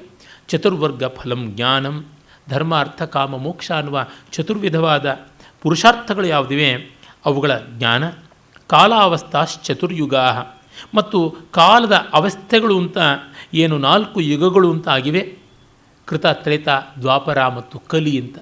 ಅಂದರೆ ಧರ್ಮದ ನಡೆಯ ಬಗೆ ಎಂಥದ್ದು ಆ ರೀತಿ. ಜೊತೆಗೆ ವೇದದಲ್ಲೇ ಬರುತ್ತದೆ, ಕಲಿಶಯಾನೋ ಭವತಿ ಸಂಜಿಹಾನಸ್ತು ದ್ವಾಪರ ತಿಷ್ಠನ್ ತ್ರೇತಾಯಾನ್ ಭವತಿ ಕೃತಂ ಸಂಪದ್ಯತೆ ಚರನ್ ತಸ್ಮಾತ್ ಚರೈವೇತಿ ಚರನ್ ವೈ ಮಧುವಿಂದತಿ ಅಂತ ಐತರೇಯ ಬ್ರಾಹ್ಮಣದಲ್ಲಿ ಬರುತ್ತದೆ. ಮಲಗಿರುವುದೇ ಕಲಿಯುಗ, ಎದ್ದು ಕುಳಿತುಕೊಳ್ಳುವುದೇ ದ್ವಾಪರಯುಗ, ನಿಲ್ಲುವುದೇ ತ್ರೇತಾಯುಗ, ಚಟುವಟಿಕೆಯ ಓಡಾಟವೇ ಕೃತಯುಗ, ಚರನ್ವೈ ಮಧುವಿಂದತಿ ಓಡಾಟದಿಂದಲೇ ಮಧು ಅಮೃತತ್ವ ಬರುವುದು, ಕಾರ್ಯಶೀಲತೆ ಕರ್ಮಯೋಗ ಅಂತ ಈ 4 ಅವಸ್ಥೆಗಳು ಅವುಗಳನ್ನು ತೋರ್ಪಡಿಸುವ ಕಾಲಸ್ವರೂಪಿ ನೀನಾಗಿದ್ದೀಯೆ. ಚತುರ್ವರ್ಣಮಯೋ ಲೋಕ, ಬ್ರಹ್ಮಕ್ಷತ್ರ ವೈಶ್ಯ ಶೂದ್ರಾದಿ ಚಾತುರ್ವರ್ಣ್ಯ ಅಂತ ಯಾವುದುಂಟು ಆ ರೂಪವಾಗಿ ನೀನೇ ನಿನ್ನ ದೇಹದಲ್ಲಿ ವಿಭಕ್ತ ಮಾಡಿಕೊಂಡು ತೋರಿಸಿದ್ದೀಯ. ಇದೆಲ್ಲ ಲೋಕವನ್ನು ನೀನು ಚತುರ್ಮುಖ ಬ್ರಹ್ಮನ ಮೂಲಕ ಮಾಡಿಸ್ತೀಯ ಅನ್ನುವುದರಿಂದ ಈ ಜಗತ್ತಿನಲ್ಲಿ ನಮಗೆ ಕಾಲದೃಷ್ಟಿಯಿಂದ ಅವಸ್ಥೆಗಳು ಇರುತ್ತವೆ, ದೇಶದೃಷ್ಟಿಯಿಂದ ವರ್ಣಗಳು ಇರುತ್ತವೆ, ದೇಶಕಾಲ ಕ್ರಿಯಾ ದೃಷ್ಟಿಗಳಿಂದ ಪುರುಷಾರ್ಥಗಳು ಇರುತ್ತವೆ. ಇವೆಲ್ಲವೂ ನಿನ್ನನ್ನು ತಿಳ್ಕೊಳ್ಳೋದಕ್ಕಿರುವ ಸಾಧನಗಳು ಅಂತ. ಕಾಲ ಸ್ವರೂಪವನ್ನು ಆಲೋಚನೆ ಮಾಡಿದ್ರೆ ಕಾಲಾತೀತವಾದ ಸ್ವರೂಪ ಏನು ಅಂತ ಗೋಚರವಾಗುತ್ತದೆ. ಔಪಾಧಿಕವಾದ ವರ್ಣಗಳನ್ನು ಆಲೋಚನೆ ಮಾಡಿದಂತೆ ವರ್ಣಾತೀತನಾದವನು ಯಾರಿದ್ದಾನೆ, ಅವನು ಯಾರು ಅಂತ ನಮಗೆ ತಿಳಿಯುತ್ತದೆ. ಅದೇ ರೀತಿಯಲ್ಲಿಯೇ ಪುರುಷಾರ್ಥಗಳನ್ನು 4 ಗಮನ ಇಟ್ಟು ಆಚರಣೆ ಮಾಡಿದರೆ ಸ್ವಯಂ ಪರಮ ಪುರುಷನೇ ಇಲ್ಲಿಂದ ಅರ್ಥಿತನಾದವನು, ಅವನು ಯಾರು ಅಂತಲೂ ತಿಳಿಯುತ್ತದೆ. ಹೀಗಾಗಿ ಲೋಕದಲ್ಲಿ ಅವನ ಸಾಕ್ಷಾತ್ಕಾರ ಹೇಗೆ ಅಂತ ಹೇಳಿದ್ದಾರೆ. This is the secular way of realising him and this is the religious way of realising him ಅಂತ. ಅಂದರೆ ಪುರುಷಾರ್ಥಗಳಲ್ಲಿ ಧರ್ಮದಲ್ಲಿ ನಾವು ದೇವರನ್ನು ನಂಬಬೇಕು ಅಂತ ಏನೂ ಹೇಳಿಲ್ಲ. ಧರ್ಮದ ಲಕ್ಷಣದಲ್ಲಿ ಮನು ಹೇಳುವ ಧೃತಿ ಕ್ಷಮಾ ದಮೋ ಹಿಂಸಾ ಶೌಚಮಿಂದ್ರಿಯ ನಿಗ್ರಹ ಧೀರ್ವಿದ್ಯಾ ಸತ್ಯಮಕ್ರೋಧೋ ದಶಕಂ ಧರ್ಮಲಕ್ಷಣಂ ಆಗಲಿ ಅಹಿಂಸಾ ಸತ್ಯಮಸ್ತೇಯಂ ಶೌಚಮಿಂದ್ರಿಯ ನಿಗ್ರಹ ಏತಂ ಸಾಮಾಸಿಕಂ ಧರ್ಮಂ ಚಾತುರ್ವರ್ಣ್ಯ ಬ್ರವೀನ್ ಮನು ಅನ್ನುವಲ್ಲಿ ಆಗಲೇ ದೇವರನ್ನು ನಂಬೋದು, ವೇದವನ್ನು ನಂಬೋದು, ನಂಬದೇ ಇರೋದು ಇತ್ಯಾದಿ ಯಾವುದನ್ನೂ ಧರ್ಮಲಕ್ಷಣ ಹೇಳಿಲ್ಲ ಅಂತಂದಾಗ ನಮಗೆ ಗೊತ್ತಾಗುತ್ತೆ ಸನಾತನ ಧರ್ಮ ಅಪ್ಪಟ ಸೆಕ್ಯುಲರು, ಈ ಸೆಕ್ಯುಲರಿಸ್ಟ್ಗಳು ಅಲ್ಲ. ಹೀಗೆ secular and religious ways of approaching ಅನ್ನುವ ಎರಡರಿಂದಲೂ ಕೂಡ ನಿನ್ನನ್ನು ತಿಳ್ಕೊಳ್ಳೋದಕ್ಕೆ ಬೇಕಾಗಿರುವ ಚಿತ್ತಶುದ್ಧಿ ಉಂಟಾಗುತ್ತದೆ ಅನ್ನುವುದನ್ನು ಅಭ್ಯಾಸ ನಿಗೃಹೀತೇನ ಮನಸಾ ಹೃದಯಾಶ್ರಯಂ ಜ್ಯೋತಿರ್ಮಯಂ ವಿಚಿನ್ವಂತಿ ಯೋಗಿನಸ್ತ್ವಾಂ ವಿಮುಕ್ತಯೇ. ಮತ್ತು ವ್ಯಕ್ತಿ ಹಂತದಲ್ಲಿ ಯೋಗ ಮಾರ್ಗದಿಂದ, ಅಂದರೆ ಆತ್ಮಾನಂ ಶರಣಮನ್ವಿಚ್ಛ ಅಂತ ಗೀತೆಯಲ್ಲಿ ಹೇಳಿದಂತೆ ತನ್ನನ್ನು ತಾನೇ ಬಗೆದು ನೋಡಿಕೊಳ್ಳುವ, ಅಂದರೆ ಅನುಭವ ಶೋಧನೆಯನ್ನು ಮಾಡಿಕೊಳ್ಳುವ, ಯಾವುದನ್ನು ವೇದಾಂತದ ಶ್ರೌತ ತರ್ಕ ಅಂತ ಕರೀತಾರೆ, ಅನುಭವಾವಸಾನ ತರ್ಕ, ಅನುಭವಾನುಸಾರಿಯಾದ ತರ್ಕ ಅಂತ. ಶಂಕರರು ದುಸ್ತರ್ಕಾತ್ ಸುವಿರಮ್ಯತಾಂ ಶ್ರುತಿಮತಸ್ತರ್ಕೋನುಸಂಧೀಯತಾಂ ಅಂತಾರಲ್ಲ, ಅದಕ್ಕೆ ಬರುವಂಥದ್ದು ಅಭ್ಯಾಸ ನಿಗೃಹೀತೇನ ಮನಸಾ ಹೃದಯಾಶ್ರಯಂ ಜ್ಯೋತಿರ್ಮಯಂ ವಿಚಿನ್ವಂತಿ ಯೋಗಿನಸ್ತ್ವಾಂ ವಿಮುಕ್ತಯೇ. ಯೋಗಿಗಳು ಹೃದಯಸ್ಥಿತನಾದ ಜ್ಯೋತಿಸ್ವರೂಪಿಯಾದ ನಿನ್ನನ್ನು ಅಭ್ಯಾಸದ ಮೂಲಕವಾಗಿ ಮನೋವೃತ್ತಿಗಳನ್ನು ಹಿಡಿತದಲ್ಲಿಟ್ಟುಕೊಂಡು ಸಾಧಿಸ್ತಾರೆ ಎನ್ನುವಲ್ಲಿ ಶ್ರವಣ ಮನನಗಳಿಂದ ಸಿದ್ಧವಾದ ತತ್ವವನ್ನು ನಿಧಿಧ್ಯಾಸನದಿಂದ ದೃಢ ಮಾಡಿಕೊಳ್ಳುವಂಥದ್ದು ಇನ್ನೇನೂ ಅಲ್ಲ. ಅದು ವೇದಾಂತದ ಯೋಗ. ಯಾವುದನ್ನು ಬೃಹದಾರಣ್ಯಕೋಪನಿಷತ್ತು ಹೇಳುತ್ತೆ, ಆತ್ಮಾವಾರೇ ಶ್ರೋತವ್ಯ ಮಂತವ್ಯೋ ನಿಧಿಧ್ಯಾಸಿತವ್ಯ ಅಂತ. ಅದು ಅಜಸ್ಯ ಗೃಹತೋ ಜನ್ಮ ನಿರೀಹಸ್ಯ ತದ್ವಿಷಃ ಸ್ವಪತೋ ಜಾಗರೂಕಸ್ಯ ಯಾಥಾರ್ಥ್ಯಂ ವೇದ ಕಸ್ತವ. ಪರಮಾತ್ಮ ನಿನ್ನ ಸ್ವರೂಪವನ್ನು ಹೀಗೆ ಅಂತ ತೀರ್ಮಾನ ಮಾಡಿ ಇಡೋಕ್ಕೆ ಸಾಧ್ಯವ ಅಂತ. ಇದು ತುಂಬ ಮುಖ್ಯವಾದದ್ದು. ನೀನು ಹುಟ್ಟಿಲ್ಲದವನು, ಆದರೆ ಜನ್ಮಗಳನ್ನು ಅವತಾರ ರೂಪದಿಂದ ಪಡ್ಕೊಳ್ತಲೇ ಇರ್ತೀಯ. ಜನ್ಮ ಗೃಹತಃ ನಿರಿಹಸ್ಯ, ನಿನಗೆ ಬಯಕೆ ಯಾವುದೂ ಇಲ್ಲವಾದರೂ ವೈರಿಗಳನ್ನು ಸಾಯಿಸಲೆಂದೇ ಹುಟ್ಟುತ್ತೀಯ. ತದ್ವಿಷಃ ಸ್ವಪತೋ ಜಾಗರೂಕಸ್ಯ, ನಮ್ಮ ಕಣ್ಣೆದುರಿಗೆ ಈಗ ಯೋಗ ನಿದ್ರೆಯಿಂದ ಎದ್ದಿದ್ದರೂ ನೀನು ನಿರಂತರ ಜಾಗರೂಕನಾಗಿರುವಂಥ ನಿನ್ನ ಯಾಥಾರ್ಥ್ಯವನ್ನು, ನೈಜ ಸ್ವಭಾವವನ್ನು ವೇದ ಯಾರು ತಾನೇ ತಿಳ್ಕೊಳ್ತಾರೆ ಅಂತ. ಇಲ್ಲಿ ನೋಡಿ, ನಾವು ವೇದಾಂತವನ್ನು, ಜ್ಞಾನವನ್ನು ಸೆಟ್ಲ್ ಮಾಡಿಟ್ಬಿಟ್ವಿ ಎನ್ನುವಂಥದ್ದಲ್ಲ. We have to grow with it. It's a dynamic equilibrium. ನಿರಂತರವೂ ಅದನ್ನು ಗಟ್ಟಿ ಮಾಡಿಕೊಳ್ತಲೇ ಇರಬೇಕಾಗುತ್ತದೆ. ಹಾಗಾಗಿ ಈ ಒಂದು ಇಟ್ಸ್ ಎ ಡಿವೈನ್ ಆಂಬಿಗ್ಯುಟಿ, ಆ ಅಲೌಕಿಕವಾದ ದೈವಿಕವಾದ ದ್ವಂದ್ವಾಭಾಸ, ಅದನ್ನು ಗಮನದಲ್ಲಿಟ್ಕೊಂಡಿರಿ ಅಂತ. ತುಂಬ ಜನ ಸೆಟ್ಲ್ ಮಾಡಿದ ತಕ್ಷಣ ಮಲಗಿಬಿಡ್ತಾರೆ, ಸ್ಲೀಪ್ ಓವರ್ ದಿ ಮ್ಯಾಟ್ರ್ ಅಂತಾರಲ್ಲ, ಹಾಗಾಗಬಾರ್ದು ಅನ್ನುವಂಥದ್ದು ಕಾಳಿದಾಸನ ದೃಷ್ಟಿ. ಆ ಕಾರಣದಿಂದಲೇ ಈ ದ್ವಂದ್ವಗಳನ್ನು ತುಂಬ ಚೆನ್ನಾಗಿ ರೂಪಣ ಮಾಡ್ತಾನೆ. ಶಬ್ದಾದೀನ್ ವಿಷಯಾನ್ ಭೋಕ್ತುಂ ಚರಿತುಂ ದುಶ್ಚರಂ ತಪಃ ಪರ್ಯಾಪ್ತೋಸಿ ಪ್ರಜಾಪಾತುಂ ಔದಾಸೀನ್ಯೇನ ವರ್ತಿತುಂ. ನೀನು ಶಬ್ದ, ಸ್ಪರ್ಶ, ರೂಪ, ರಸಗಂಧ ಎಂಬ ಪಂಚೇಂದ್ರಿಯಗಳ ತನ್ಮಾತ್ರಗಳಾಗಿ, ಆ ವಿಷಯಗಳಾದಂತಹ ಪಂಚಭೂತಗಳ ಗುಣಸ್ವರೂಪಿಯಾಗಿ ಮತ್ತು ಆ ವಿಷಯಗಳನ್ನು ಭೋಗಿಸುವವನಾಗಿ ನೀನು ದುರ್ಭರವಾದ ತಪಸ್ಸನ್ನು ಮಾಡುವುದಕ್ಕಾಗಿ ಮತ್ತು ಈ ಪ್ರಜೆಗಳನ್ನು ಪಾಲಿಸುವುದಕ್ಕಾಗಿ ಮತ್ತು ಎಲ್ಲವನ್ನು ಬಿಟ್ಟು ಸುಮ್ಮನೆ ಇರುವುದಕ್ಕಾಗಿ ಕೂಡ ಸಾಕಾಗಿದ್ದೀಯಾ ಅಂತ. You are enough to be active, to be passive, to be different, to be indifferent, ಯಾವುದೂ ಆಗೋದಕ್ಕೆ ನೀನು ಸಾಧ್ಯನಾಗಿದ್ದೀಯಾ ಅಂತ. ಅಂದರೆ ಒಂದು ದೃಷ್ಟಿಯಿಂದ ನೋಡಿದ್ರೆ ನೀನು ನರನಾರಾಯಣ ಸ್ವರೂಪಿಯಾಗಿ ತಪಸ್ಸು ಮಾಡೋದಕ್ಕೂ ಇದೆಯಾ, ಮತ್ತು ದೈತ್ಯ ಮರ್ದನನಾಗಿ ನೀನು ಎಷ್ಟೆಷ್ಟೋ ಧನುಜ ಸಂಹಾರಿಯಾಗಿ ಲೋಕ ಕಲ್ಯಾಣವನ್ನು ಮಾಡುವವನು ಆಗಿದ್ದೀಯ. ಮತ್ತು ನನಗೆ ಯಾವುದೂ ಸಂಬಂಧ ಇಲ್ಲ ಅಂತ ಉಪೇಕ್ಷೆಯಿಂದ ಶೇಷಶಾಹಿಯಾಗಿ ಕೂಡ ನೀನಿರಬಲ್ಲೆ. ಹಾಯ ಕಾಲು ಚಾಚಿಕೊಂಡು ಮೈ ಚಾಚಿಕೊಂಡು ಕಲ್ಪಾಂತ ಕಾಲ ಮಲಗಿರುವಂಥ ಸ್ಥಿತಿ. ಅಂದರೆ ಮಾಡಿಯೂ ಮಾಡದಂತಿರಬೇಕು, ಆಡಿಯೂ ಆಡದಂತಿರಬೇಕು, ಅದರ ಹಂಗಿಲ್ಲ ಲಂಗಿಲ್ಲ ಅಂತ ಇನ್ಹಿಬಿಷನ್ಸ್ ಇಲ್ಲದೆ ಬಾಳುವಂಥದ್ದು. ತುಂಬ ಜನಕ್ಕೆ ಇದು ಅರ್ಥ ಆಗೋದಿಲ್ಲ, ಬಹಳ ಕಷ್ಟ. ಅವ್ರು ಹಾಗಾದ್ರಲ್ಲ, ಅವ್ರು ಹೀಗಾದ್ರಲ್ಲ ಅಂತ. ಅವ್ರು ಹಾಗಿದ್ದರೂ ಈಗ ಹೀಗಿದ್ದಾರೆ ಅಷ್ಟೇ, ಅವ್ರಿಗೇನು ನಷ್ಟ ಬರಲಿಲ್ವಲ್ಲ, ಅದನ್ನು ನಾವು ಗಮನಿಸಬೇಕಾದದ್ದು. ಅವರಿಗೆ ಕೊರತೆ ಉಂಟಾಯಿತು, ಅವರು ದುಃಖಿಸಿದರು, ಆಗ ನಾವು ದುಃಖಿಸಬೇಕು ಅವ್ರಿಗಾಗಿ, ಅಯ್ಯೋ ಪಾಪ ದುಃಖಿಸಿದ್ರಲ್ಲ ಅಂತ. ಅವರಿಗೆ ಹಾಗಿಲ್ಲದೆ ಇದ್ದ ಮೇಲೆ ಇನ್ನೇನು, ಬಹಳ ಸಲೀಸಾಗಿರ್ತಾರೆ. ಲೋಕಕ್ಕೆ ಶಾಕ್ ಆಗ್ಬೋದು, ಏನು ಮಾಡೋಣ, ಶಾಕ್ ಟ್ರೀಟ್ಮೆಂಟ್ ಇಲ್ಲದೆ ಬುದ್ಧಿ ನೆಟ್ಟಗಾಗೋದಿಲ್ವಲ್ಲ, ಬೇಕಾಗುತ್ತಲ್ಲ ಶಾಕ್ ಟ್ರೀಟ್ಮೆಂಟ್. ಅದರಿಂದಲೇ ಜ್ಞಾನಿಗಳ ಮಾತುಗಳನ್ನು ಅಷ್ಟು ಮಾತ್ರ ಯಾಕೆ, ನಮ್ಮ ಯಾವುದೇ ದೊಡ್ಡ ಗ್ರಂಥಗಳ ವಾಕ್ಯಗಳನ್ನು ತಗೊಂಡ್ರು ಅಲ್ಲಿ ಆಪಾತ ವಿರೋಧ ಇರುವಂಥ ಪುಂಖಾನುಪುಂಖವಾದ ವಾಕ್ಯಗಳನ್ನು ತೋರಿಸ್ಬೋದು. ನೀವು ಯಾವುದೇ ಗ್ರಂಥ ತಂದು ತೋರಿಸಿ, ಯಾವ ವ್ಯಕ್ತಿಯನ್ನೇ ತೋರಿಸಿ, ಅವರೊಳಗೆ ರಿಡಂಡೆನ್ಸಿಯನ್ನು ಮತ್ತು ಅವರನ್ನೇ ಅವರು ವಿರೋಧ ಒಳಪಡಿಸ್ಕೊಳ್ತಕ್ಕಂಥ ಭಾಗಗಳನ್ನು ತೋರಿಸ್ಬೋದು, ಅದೇನು ಕಷ್ಟ ಇಲ್ಲ. ಅದು ತೋರಿಸಿದ್ರಿಂದ ನಾವು ದೊಡ್ಡವರಾದ್ವಿ ಅಂತಲೂ ಅಲ್ಲ. ಆ ದ್ವಂದ್ವಗಳಿಂದ ಅವರಿಗೆ ಹಾನಿ ಉಂಟಾಯಿತೆ ಅಷ್ಟೇ ನಾವು ನೋಡಬೇಕಾದದ್ದು. ಅವ್ರಿಗೆ ಹಾನಿ ಇಲ್ಲ ಅಂದರೆ ಆಯ್ತಪ್ಪ. ಈಗ ಪಾತ್ರೆ ಒಳಗೆ ಪಾಯಸ ಮಾಡೋದಕ್ಕಾಗಿ ಹಾಲು ಅನ್ನ ಎರಡನ್ನೂ ಸೇರಿಸಿ ಒಂದು ಡಬ್ಬಿನಲ್ಲಿ ಇಟ್ಟಿರ್ತೀವಿ. ಇನ್ನೊಂದು ಪಾತ್ರೆಯಲ್ಲಿ ಬಿಸಿಬೇಳೆ ಹುಳಿಯನ್ನಕ್ಕೋಸ್ಕರವಾಗಿ ಒಂದಿಷ್ಟೆಲ್ಲ ಉಪ್ಪು ಖಾರ ಹಾಕಿ ಅದನ್ನು ಬೇಯೋದಕ್ಕೂ ಬೇಕಾದ್ರೆ ಇಟ್ಟಿರ್ಬೋದು. ಈ ಪಾಯಸ ಆ ಬೇಳೆ ಅವು ಒಳಗಡೆ ಬೆರೀದೇ ಇದ್ದರೆ ಆಯ್ತಷ್ಟೇ, ಹೊರಗಡೆ ನೋಡಿ ಎಲ್ಲ ಒಂದೇ ಪಾತ್ರೆಯಲ್ಲಿ ಇಟ್ಬಿಟ್ರಲ್ಲ ಅಂತಂದರೆ ಇಟ್ಬಿಟ್ಟಿದ್ದು ನಿಮ್ಮ ಚಿಂತೆ, ಅವರಿಗೆ ಅದೇನು ಚಿಂತೆ ಆಯಿತಾ ಇಲ್ಲ. ಅವರು ಒಳಗಡೆ ಕಂಪಾರ್ಟ್ಮೆಂಟ್ ಮಾಡ್ಕೊಂಡು ಕೂತಿದ್ದಾರೆ. ನಿಮಗೆ ತಾಳ್ಮೆ ಇದ್ದರೆ ಅದು ಪಾಕ ಆಗಿ ಹೊರಗೆ ಬರುವಂಥದ್ದನ್ನು ನೋಡಿ ಅಂತ. ನಮ್ಮ ಅಂತರಂಗಕ್ಕೆ ನಾವು ತಂದುಕೊಳ್ಳಬೇಕಾದಂಥ ವಿಷಯಗಳ ಬಗ್ಗೆ ಬೇರೆಯವರ ಜೊತೆಗೆ ರಗಳೆ ಮಾಡಿಕೊಂಡು ಪ್ರಯೋಜನ ಇಲ್ಲ. ನೀನು ಯಾವುದನ್ನೂ ಮಾಡಬಲ್ಲಂಥವನಾಗಿದ್ದೀಯಾ ಅಂತ. ತುಂಬ ಜನ ಸೃಷ್ಟಿಸ್ಥಿತಿ ಲಯ ಹೇಳ್ತಾರೆ, ಔದಾಸೀನ್ಯ ಹೇಳೋಲ್ಲ. For the first time Kalidasa has given that a divine indifference, a sublime indifference to everything. ಅದು ಉದಾಸೀನವದಾಸೀನ ಅಂತ ಗೀತೆಯಲ್ಲಿ ಹೇಳ್ತಾನಲ್ಲ, ಆ ಥರದ್ದು. ಅದು ಅನಾಸಕ್ತಿ ಯೋಗ, ನಿರಾಸಕ್ತಿ ಯೋಗ ಅಲ್ಲ, ಆ ಥರದ್ದನ್ನು. ಭೋಗ ತಪಸೋಹ ಪಾಲನೌದಾಸೀನ್ಯಯೋ ಪರಸ್ವಪರ ವಿರುದ್ಧಯೋ ಆಚರಣೆ ತ್ವದನ್ಯ ಕಸ್ಸಮರ್ಥ ಇತ್ಯರ್ಥ ಅಂತ ಬಲ್ಲಿನಾಥ ಹೇಳ್ತಾರೆ. ಶಬ್ದಾದೀನ್ ವಿಷಯಾನ್ ಭೋಕ್ತು, ಮಜಾ ಉಡಾಯಿಸೋದಕ್ಕೆ, ಚರಿತುಂ ದುಶ್ಚರಂ ತಪಃ, ಭಯಂಕರವಾದ ತಪಸ್ಸನ್ನು ಮಾಡಿ ಎಲ್ಲ ಇಂದ್ರಿಯ ಲೋಲ್ಯವನ್ನು ಬಿಟ್ಟಿರೋದಕ್ಕೆ, ಪರ್ಯಾಪ್ತೋಸಿ ಪ್ರಜಾಪಾತು, ಮತ್ತು ಪ್ರಜೆಗಳನ್ನು ಕಾಪಾಡುವಂಥ ಒಂದು ಬಾಧ್ಯತೆಯನ್ನು ತೆಗೊಳ್ಳೋದಕ್ಕೆ, ನನಗಿದೇನೂ ಬೇಡ ಅಂತ ಲಂಗು ಲಗಾಮಿಲ್ಲದೆ ಇರೋದಕ್ಕೆ ಎಲ್ಲಕ್ಕೂ ನೀನು ಕೇಪಬಲ್ ಆಗಿದ್ದೀಯಾ, ಸಮರ್ಥನಾಗಿದ್ದೀಯಾ ಅಂತ. ಅವರು ಸರ್ವಂ ಬಲವತಾಂ ಪಥ್ಯಂ ಅಷ್ಟೇ, ಇನ್ನೇನು ಅಲ್ಲ, ಹೇಳೋದಕ್ಕೆ ಸಾಧ್ಯ ಇಲ್ಲ. ನಿಜ, ಲೋಕಕ್ಕೆ ಒಂದು ಮಾದರಿ ಕೊಡಬೇಕು, ಕೊಟ್ಟಿದ್ದೀವಿ, ಎಷ್ಟು ಸರ್ತಿ ಕೊಡೋದು, ಎಷ್ಟು ಕೊಡೋದು, ಸಾಕಾಗೋದಿಲ್ವ ನಮಗೂ ಅಂತಂದರೆ. ನಿನ್ನೆ ಈ ದಿವಸ ಚೆನ್ನೈಯಲ್ಲಿ ಯಾವುದೋ ಒಂದು ಸಮಾರಂಭಕ್ಕೆ ಹೋಗಬೇಕಾಯಿತು. ಪದ್ಮ ಸುಬ್ರಹ್ಮಣ್ಯಂ ಅವರ ಒಂದು ಸಮಾರಂಭ, ಯಾವುದೋ ಒಂದು ಭಾಷಣ. ಅವರು ಮನೆಯಿಂದ ಹಣ್ಣಿಂದು ಮತ್ತೊಂದು ಅದರದ್ದು ಹರಿವಾಣ, ಒಂದು ಶಾಲು ಅಂತೆಲ್ಲ ಸಜ್ಜು ಮಾಡಿಕೊಂಡ್ರು. ಅಕ್ಕ, ಇದೆಲ್ಲ ಎನ್ನಾತಕ್ಕೆ ಉಂಗ ವೀಟಿಗೆ ವರೆ ಉಂಗ ವೀಟ್ಲೆ ಅದು ತಿರುಪಿ ವೆಚ್ಚ ನಾನು ಪೋರೆ, ಇನ್ನೇನು ವೇಂಡೋದೆನ್ನೂ ಇಲ್ಲೇ ಅಂತಂದೆ.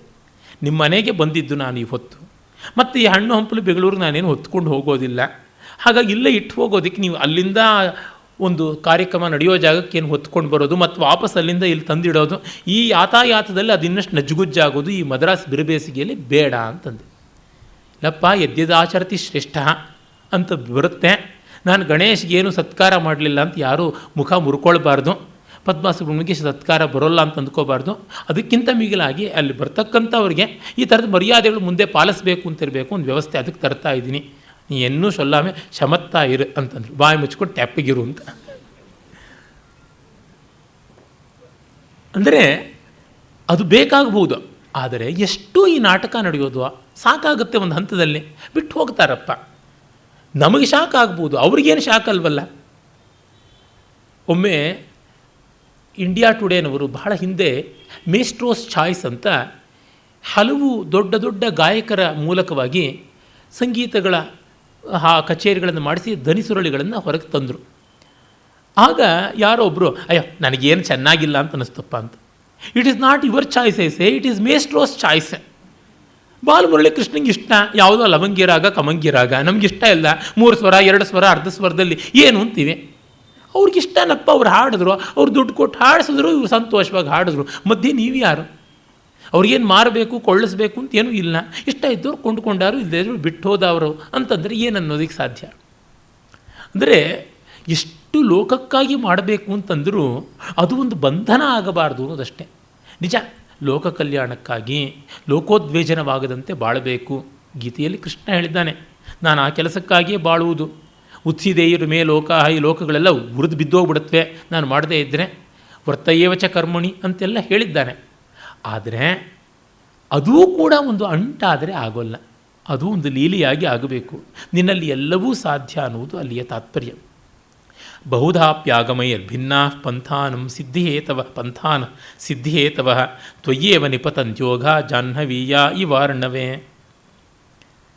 ಎಷ್ಟೆಷ್ಟು ಮಾರ್ಗಗಳಿಂದ, ಭಿನ್ನ ಭಿನ್ನವಾದ ದಾರಿಗಳಿಂದ, ಭಿನ್ನ ಭಿನ್ನವಾದ ಸಾಧನ ಸಂಪನ್ಮೂಲ ಪಥಗಳಿಂದ ನೀನು ಉಪಾಸ್ಯನಾದರೂ ಕೂಡ ನೀನೊಬ್ಬನೇ.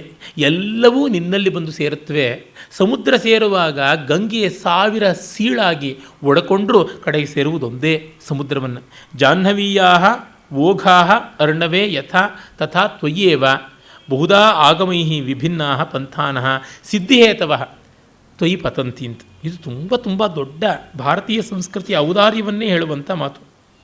ಇದನ್ನೇ ವಿವೇಕಾನಂದರು ತಮ್ಮ ವಿಶ್ವ ಪ್ರಸಿದ್ಧವಾದ ಶಿಕಾಗೋ ಉಪನ್ಯಾಸದಲ್ಲಿ ಹೇಳಿದ್ದು. ಅವರು ಕೋಟ್ ಮಾಡಿದಂಥ ಯಾವ ಒಂದು ಪುಷ್ಪದಂತನ ಶಿವಮಹಿಮ್ನ ಸ್ತೋತ್ರದ ಶ್ಲೋಕವನ್ನು ಕೂಡ ಇಲ್ಲಿ ನಾವು ವ್ಯಾಖ್ಯಾನದಲ್ಲಿ ನೋಡ್ತೀವಿ. ತ್ರಯೀ ಸಾಂಖ್ಯಂ ಯೋಗ ಪಶುಪತಿ ಮತಂ ವೈಷ್ಣವಮಿತಿ ಪ್ರಭಿನ್ನೆ ಪ್ರಸ್ಥಾನೆ ಪರಂ ಇದಮದಃ ಪಥ್ಯಮಿತಿ ಚ ರುಚೀನಾಂ ವೈಚಿತ್ರ್ಯಾತ್ ರುಜುಕುಟಿಲ ನಾನಾಪಥಜುಷಾಂ ನೃಣಾಂ ಏಕೋ ಗಮ್ಯ ತ್ವಮಸಿ ಪಯಸಾಂ ಅರ್ಣವ ಇವ.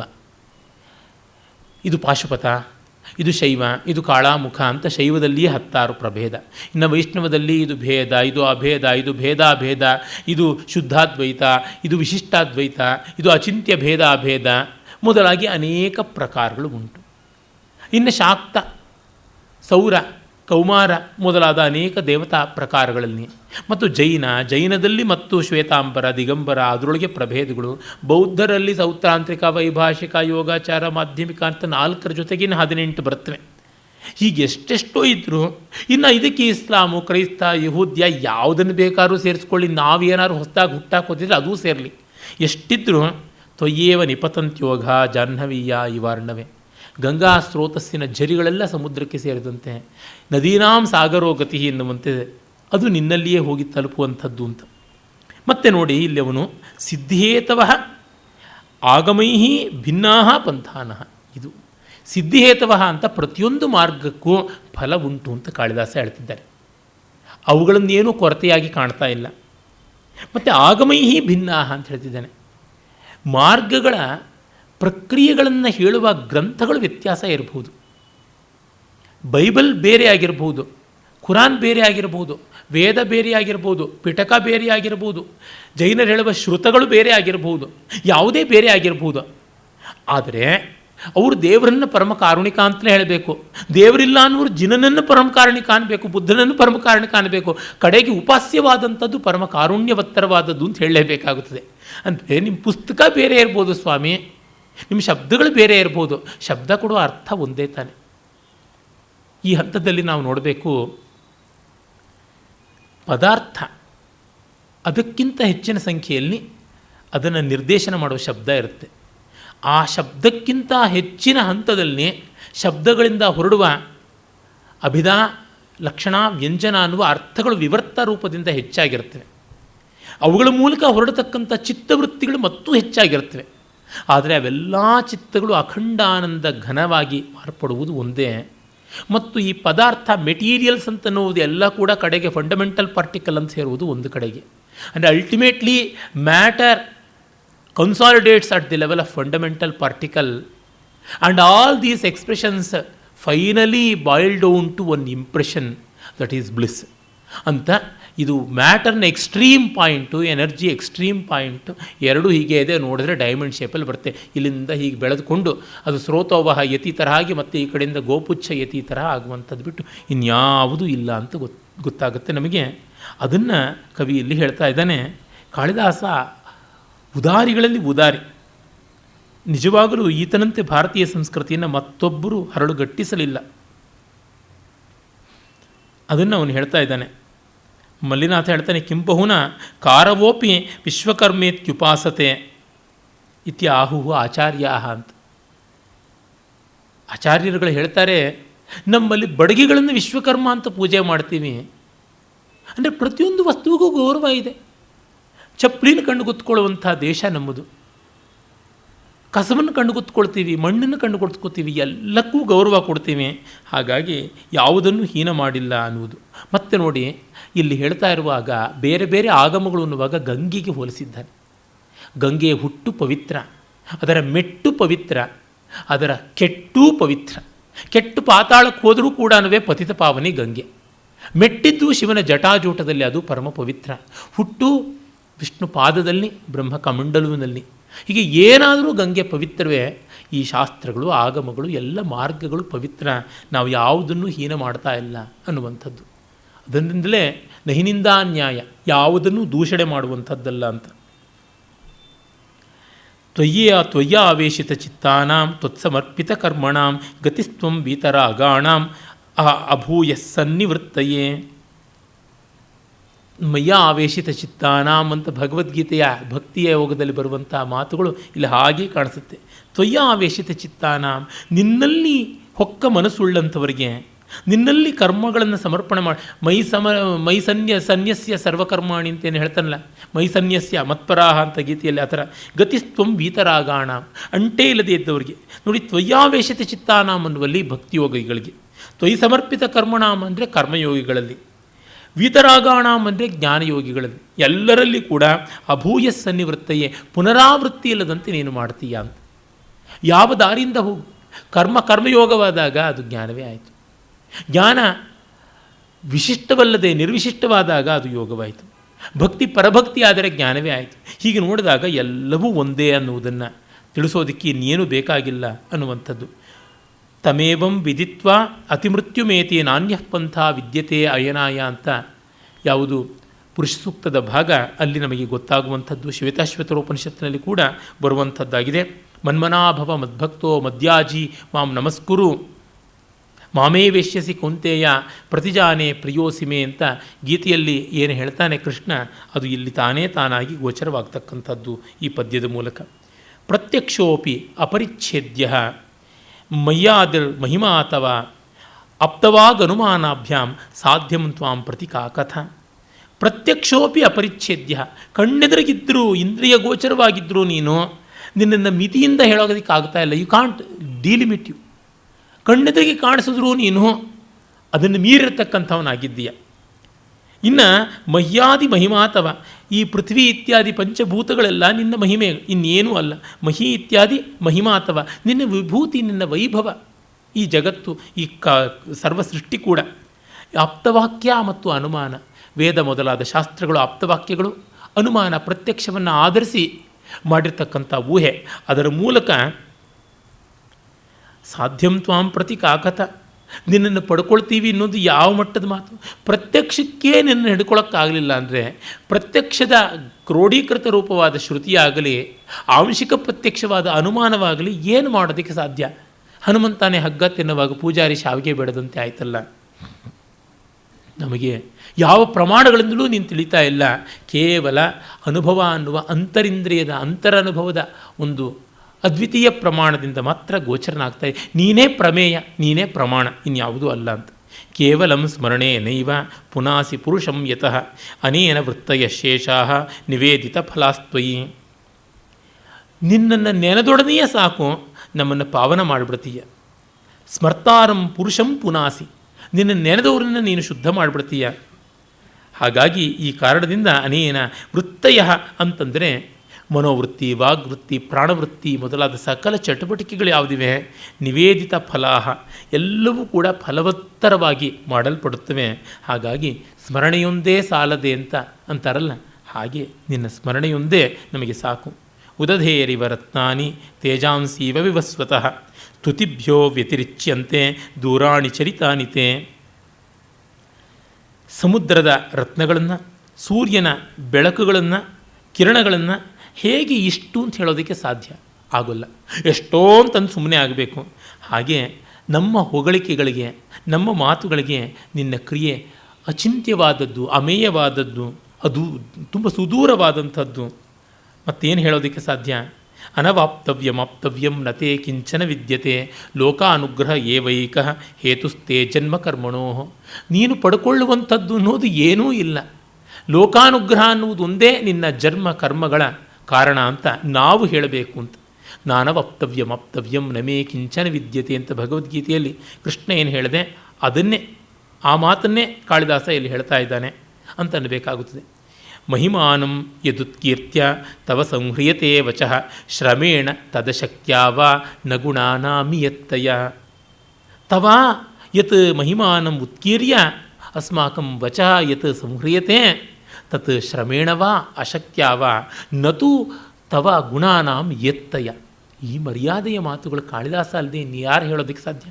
ನಿನ್ನ ಮಹಿಮೆಯನ್ನು, ನಿನ್ನ ಕೀರ್ತಿಯನ್ನು ಹೇಳಿ ಇಷ್ಟಕ್ಕೆ ನಮ್ಮ ಮಾತು ನಿಲ್ಲಿಸಿದ್ವಿ ಅಂತಂದರೆ ನಿನ್ನ ಕೀರ್ತಿ, ನಿನ್ನ ಗುಣ, ನಿನ್ನ ಮಹಿಮೆ ಮುಗಿದೋಯ್ತು ಅಂತಲ್ಲ, ನಮಗೆ ಶಕ್ತಿ ಹೋಯಿತು, ನಮಗೆ ಮಾತು ಸೋತೋಯ್ತು, ನಮಗೆ ಕಲ್ಪನೆ ಬರಿದಾಯಿತು, ನಮ್ಮ ನಾಲಿಗೆ ಮೊಣಗೋಯ್ತು ಅಷ್ಟೇ. ಕುಮಾರವ್ಯಾಸ ಹೇಳ್ತಾನಲ್ಲ, ಹೊಗಳಿ ತಾಳಿಕೆಗಳು ಒಣಗಿದವು ಶ್ರುತಿಗಳಿಗೆ ಅಂತ, ಕಾಣವು ನಖದ ಕೊನೆಗಳನ್ನು ಹರಸಿ ಹರಿಯಾಮ್ನಾಯತತಿ ಕುಕ್ಕರಿಸಿದವು ಅಂತೆಲ್ಲ ಹೇಳ್ತಾ ಇದ್ದಾನಲ್ಲ. ಇಲ್ಲಿ ಏನು ಮತ್ತೆ ಅದೇ ಭಾವವೇ ಬರ್ತಕ್ಕಂಥದ್ದು. ಇದಾನೀಮಪಿ ತಸ್ಯಾರ್ಥಾನ್ ಉಪಜೀವಂತ್ಯಮೀಯತಃ ಅಂತ ಗಂಗಾದೇವಿ ಹೇಳಿದ್ಲಿಲ್ಲ. ಕಾಳಿದಾಸನಿಗೆ ಇಂದೂ ದಾಸರೇ, ಇವತ್ತು ಅವನ ಅರ್ಥ, ಅವನ ದುಡ್ಡನ್ನು ಇಟ್ಕೊಂಡು ಬಾಳ್ತಾ ಇದ್ದಾರೆ ಕವಿಗಳು ಅಂತ. ಹಾಗೆ ಹೇಳಿಕೊಂಡು ಇತಿ ಪ್ರಸಾದಯ ಮಾಸು ತೇಸುರಾಸ್ತಮಧೋಕ್ಷಜಂ ಭೂತಾರ್ಥವ್ಯಾಹೃತಿ ಸಾಹಿ ನಸ್ತುತಿ ಪರಮೇಷ್ಟಿನಃ. ಇಷ್ಟೆಷ್ಟು ಚೆನ್ನಾಗಿ ಪದ್ಯ ಬರಿಬಲ್ಲ. ಈ ಪಾಪಿ ತುಂಬ ಅದ್ಭುತ ಕಣ್ರಿ, ಯಮ್ಮ ಸಾಯಿಸಿಬಿಡ್ತಾನೆ ನಮ್ಮನ್ನು. ತುಂಬ ಸಂತೋಷದ ಇನ್ಫೀರಿಯಾರಿಟಿ ಕಾಂಪ್ಲೆಕ್ಸಿನ ಮಿಶ್ರ ಭಾವಗಳನ್ನು ಉಂಟು ಮಾಡಿಬಿಡ್ತಾನೆ. ವಿಷಮೇಕಂ ತಥಾಮೃತಂ ಅಂತಂತೀವಲ್ಲ, ಆ ಥರ ಆಗಿಬಿಡುತ್ತೆ. ಇದನ್ನು ಮಂಡಿ ಮುಟ್ಟೋ ಥರದ್ದು ನಾವು ಏನು ಬರೆಯೋಕ್ಕಾಗೋದಿಲ್ವಲ್ಲಪ್ಪ ಅಂತ ಅನಿಸ್ಬಿಡುತ್ತೆ. ಇದನ್ನು ಓದೋ ಸಿದ್ಧಿಯನ್ನು ಕೊಟ್ಬಿಟ್ಟಿಯಲ್ಲಪ್ಪ ಸಾಕು ಅಂತ ಅನಿಸ್ಬಿಡುತ್ತೆ. ಸಹೃದಯರಾಗಿ ಪರಮಾನಂದ ಆಗುವಂತೆ ಕವಿಗಳಾಗಿ ಪರಮ ಸಂಕಟವನ್ನು ಮಾಡಿಬಿಡ್ತಾನೆ. ಕವಿಗೆ ಆಗಬಾರ್ದು ಅನಿಸ್ಬಿಡುತ್ತೆ ಕಾಳಿದಾಸನ ನೋಡಿದ್ರೆ.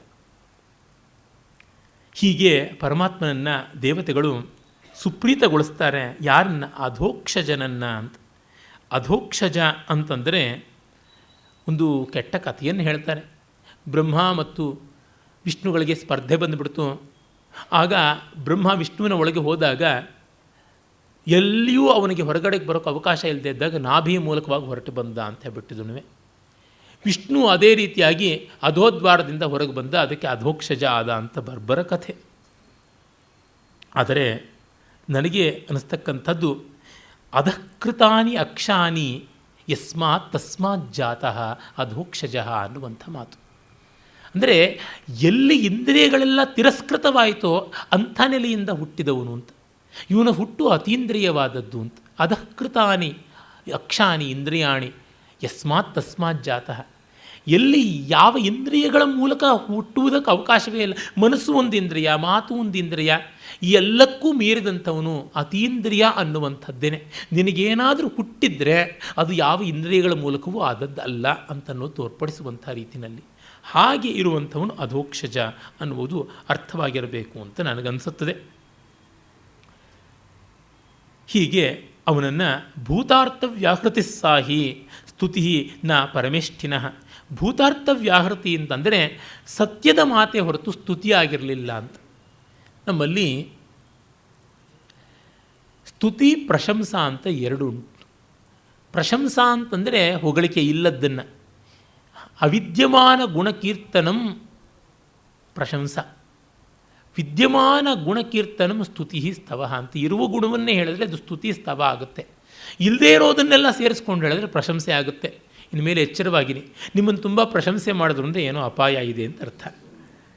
ಸ್ತುತಿಸಿದ್ರೆ ಸರಿ, ಆದರೆ ಈ ದೇವ ಸತ್ವ ಮಹಾವಿಷ್ಣುವಿನಲ್ಲಿ ಸ್ತೋತ್ರ ಎಲ್ಲ ಕೂಡ ಕಷ್ಟ ಆಗುತ್ತದೆ. ಅಪ್ಪಯ್ಯ ದೀಕ್ಷಿತರು ತುಂಬ ಚೆನ್ನಾಗಿ ತಮ್ಮ ಆ ಒಂದು ವರದರಾಜಸ್ತವದಲ್ಲಿ ಹೇಳ್ತಾರೆ, ಯಸ್ಮಿನ್ ಜಹಾತ್ಯತಿಶಯೋಕ್ತಿರ್ ಅಲಂಕೃತಿತ್ವಂ. ಅತಿಶಯೋಕ್ತಿ ಎಲ್ಲಿ ಅಲಂಕಾರವೇ ಆಗೋದಿಲ್ವೋ ಅಲ್ಲಿ ಅತಿಶಯೋಕ್ತಿ ಹೇಳೋದು. ಅದಕ್ಕಿಂತ ಒಂದು ದೊಡ್ಡ ರೀತಿಯಲ್ಲಿ ಹೇಳೋಣ ಅಂದರೆ ಅದಕ್ಕಿಂತ ದೊಡ್ಡದು ಯಾವುದೂ ಇಲ್ವಲ್ಲ ಅಂತ.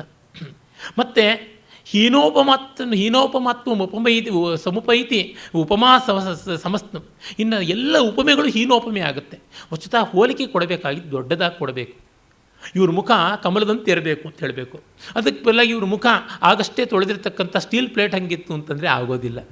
ಉತ್ತಮವಾಗಿದ್ದಕ್ಕೆ ಹೋಲಿಕೆ ಕೊಡಬೇಕು. ನಿನಗಿಂತ ಉತ್ತಮ ಯಾವುದೂ ಇಲ್ಲ, ಹಾಗಾಗಿ ಏನು ಕೊಟ್ಟರೂ ಹೀನೋಪಮೆ ಆಗುತ್ತದೆ. ಇನ್ನು ಹೋಗಲಿ ಸ್ವಭಾವೋಕ್ತಿ ಅಂತಂದರೆ ಸೂಕ್ಷ್ಮ ಸ್ವಭಾವಾಖ್ಯಾನಂ ಸ್ವಭಾವೋಕ್ತಿ ಅಂತಾರೆ. ನಿನಗಿಂತ ಸೂಕ್ಷ್ಮ ಯಾವುದು? ಅಣೋರಣೀಯಾನ್ ನೀನು. ಹಾಗಾಗಿ ನಿನಗೆ ಸೂಕ್ಷ್ಮ ಸ್ವಭಾವ ಹೇಳೋದಕ್ಕೆ ಸಾಧ್ಯವೇ ಇಲ್ಲ. ಹೀಗಾಗಿ ಎಲ್ಲ ಅಲಂಕಾರಗಳು ನೆಗೆದು ಬಿದ್ದ ಮೇಲೆ ಸ್ತೋತ್ರ ಮಾಡುವುದಕ್ಕೆ ಹೇಗಾಗುತ್ತದೆ? ಇದ್ದಿದ್ದನ್ನು ಇದ್ದಂತೆ ಹೇಳೋದನ್ನು ಸ್ತೋತ್ರ ಅಂತೀವ. ನಿನಗೆ 4 ಇದೆ, 2 ಕಣ್ಣಿದೆ, 1 ಬಾಯಿ ಇದೆ ಅಂತಂದರೆ ಅದೇನು ಹೊಗಳಿಕೆ ಆಗುತ್ತಾ? ಆಗುವಂಥದ್ದಲ್ಲ. ಮೆಚ್ಚುವಂಥ ರೀತಿ ಆಗೋದಿಲ್ಲ. ಬಾಯಿ ಮುಚ್ಕೊಂಡು ಬಿದ್ದಿರಬೇಕು, ಬೇರೆ ಇನ್ನೇನು ಆಗೋಲ್ಲ. ಈ ಹೆಲ್ಪ್ಲೆಸ್ನೆಸ್ಸನ್ನೇ ಹೇಳಿಬಿಟ್ರೆ ಸ್ತೋತ್ರ ಆಗುತ್ತದೆ. ಅಶಕ್ತಿಯನ್ನೇ ಅನುಪಮವಾಗಿ ವರ್ಣಿಸಿದರೆ ಅಮರ ಕಾವ್ಯವಾಗುತ್ತದೆ. ಅದನ್ನು ಕಾಳಿದಾಸ ಇಲ್ಲಿ ಮಾಡಿದ್ದಾನೆ ಎನ್ನುವಲ್ಲಿಗೆ ನಾಳಿನ ಭಾಗಕ್ಕೆ ಮುಂದೆ ಹೋಗೋಣ. ನಮಸ್ಕಾರ.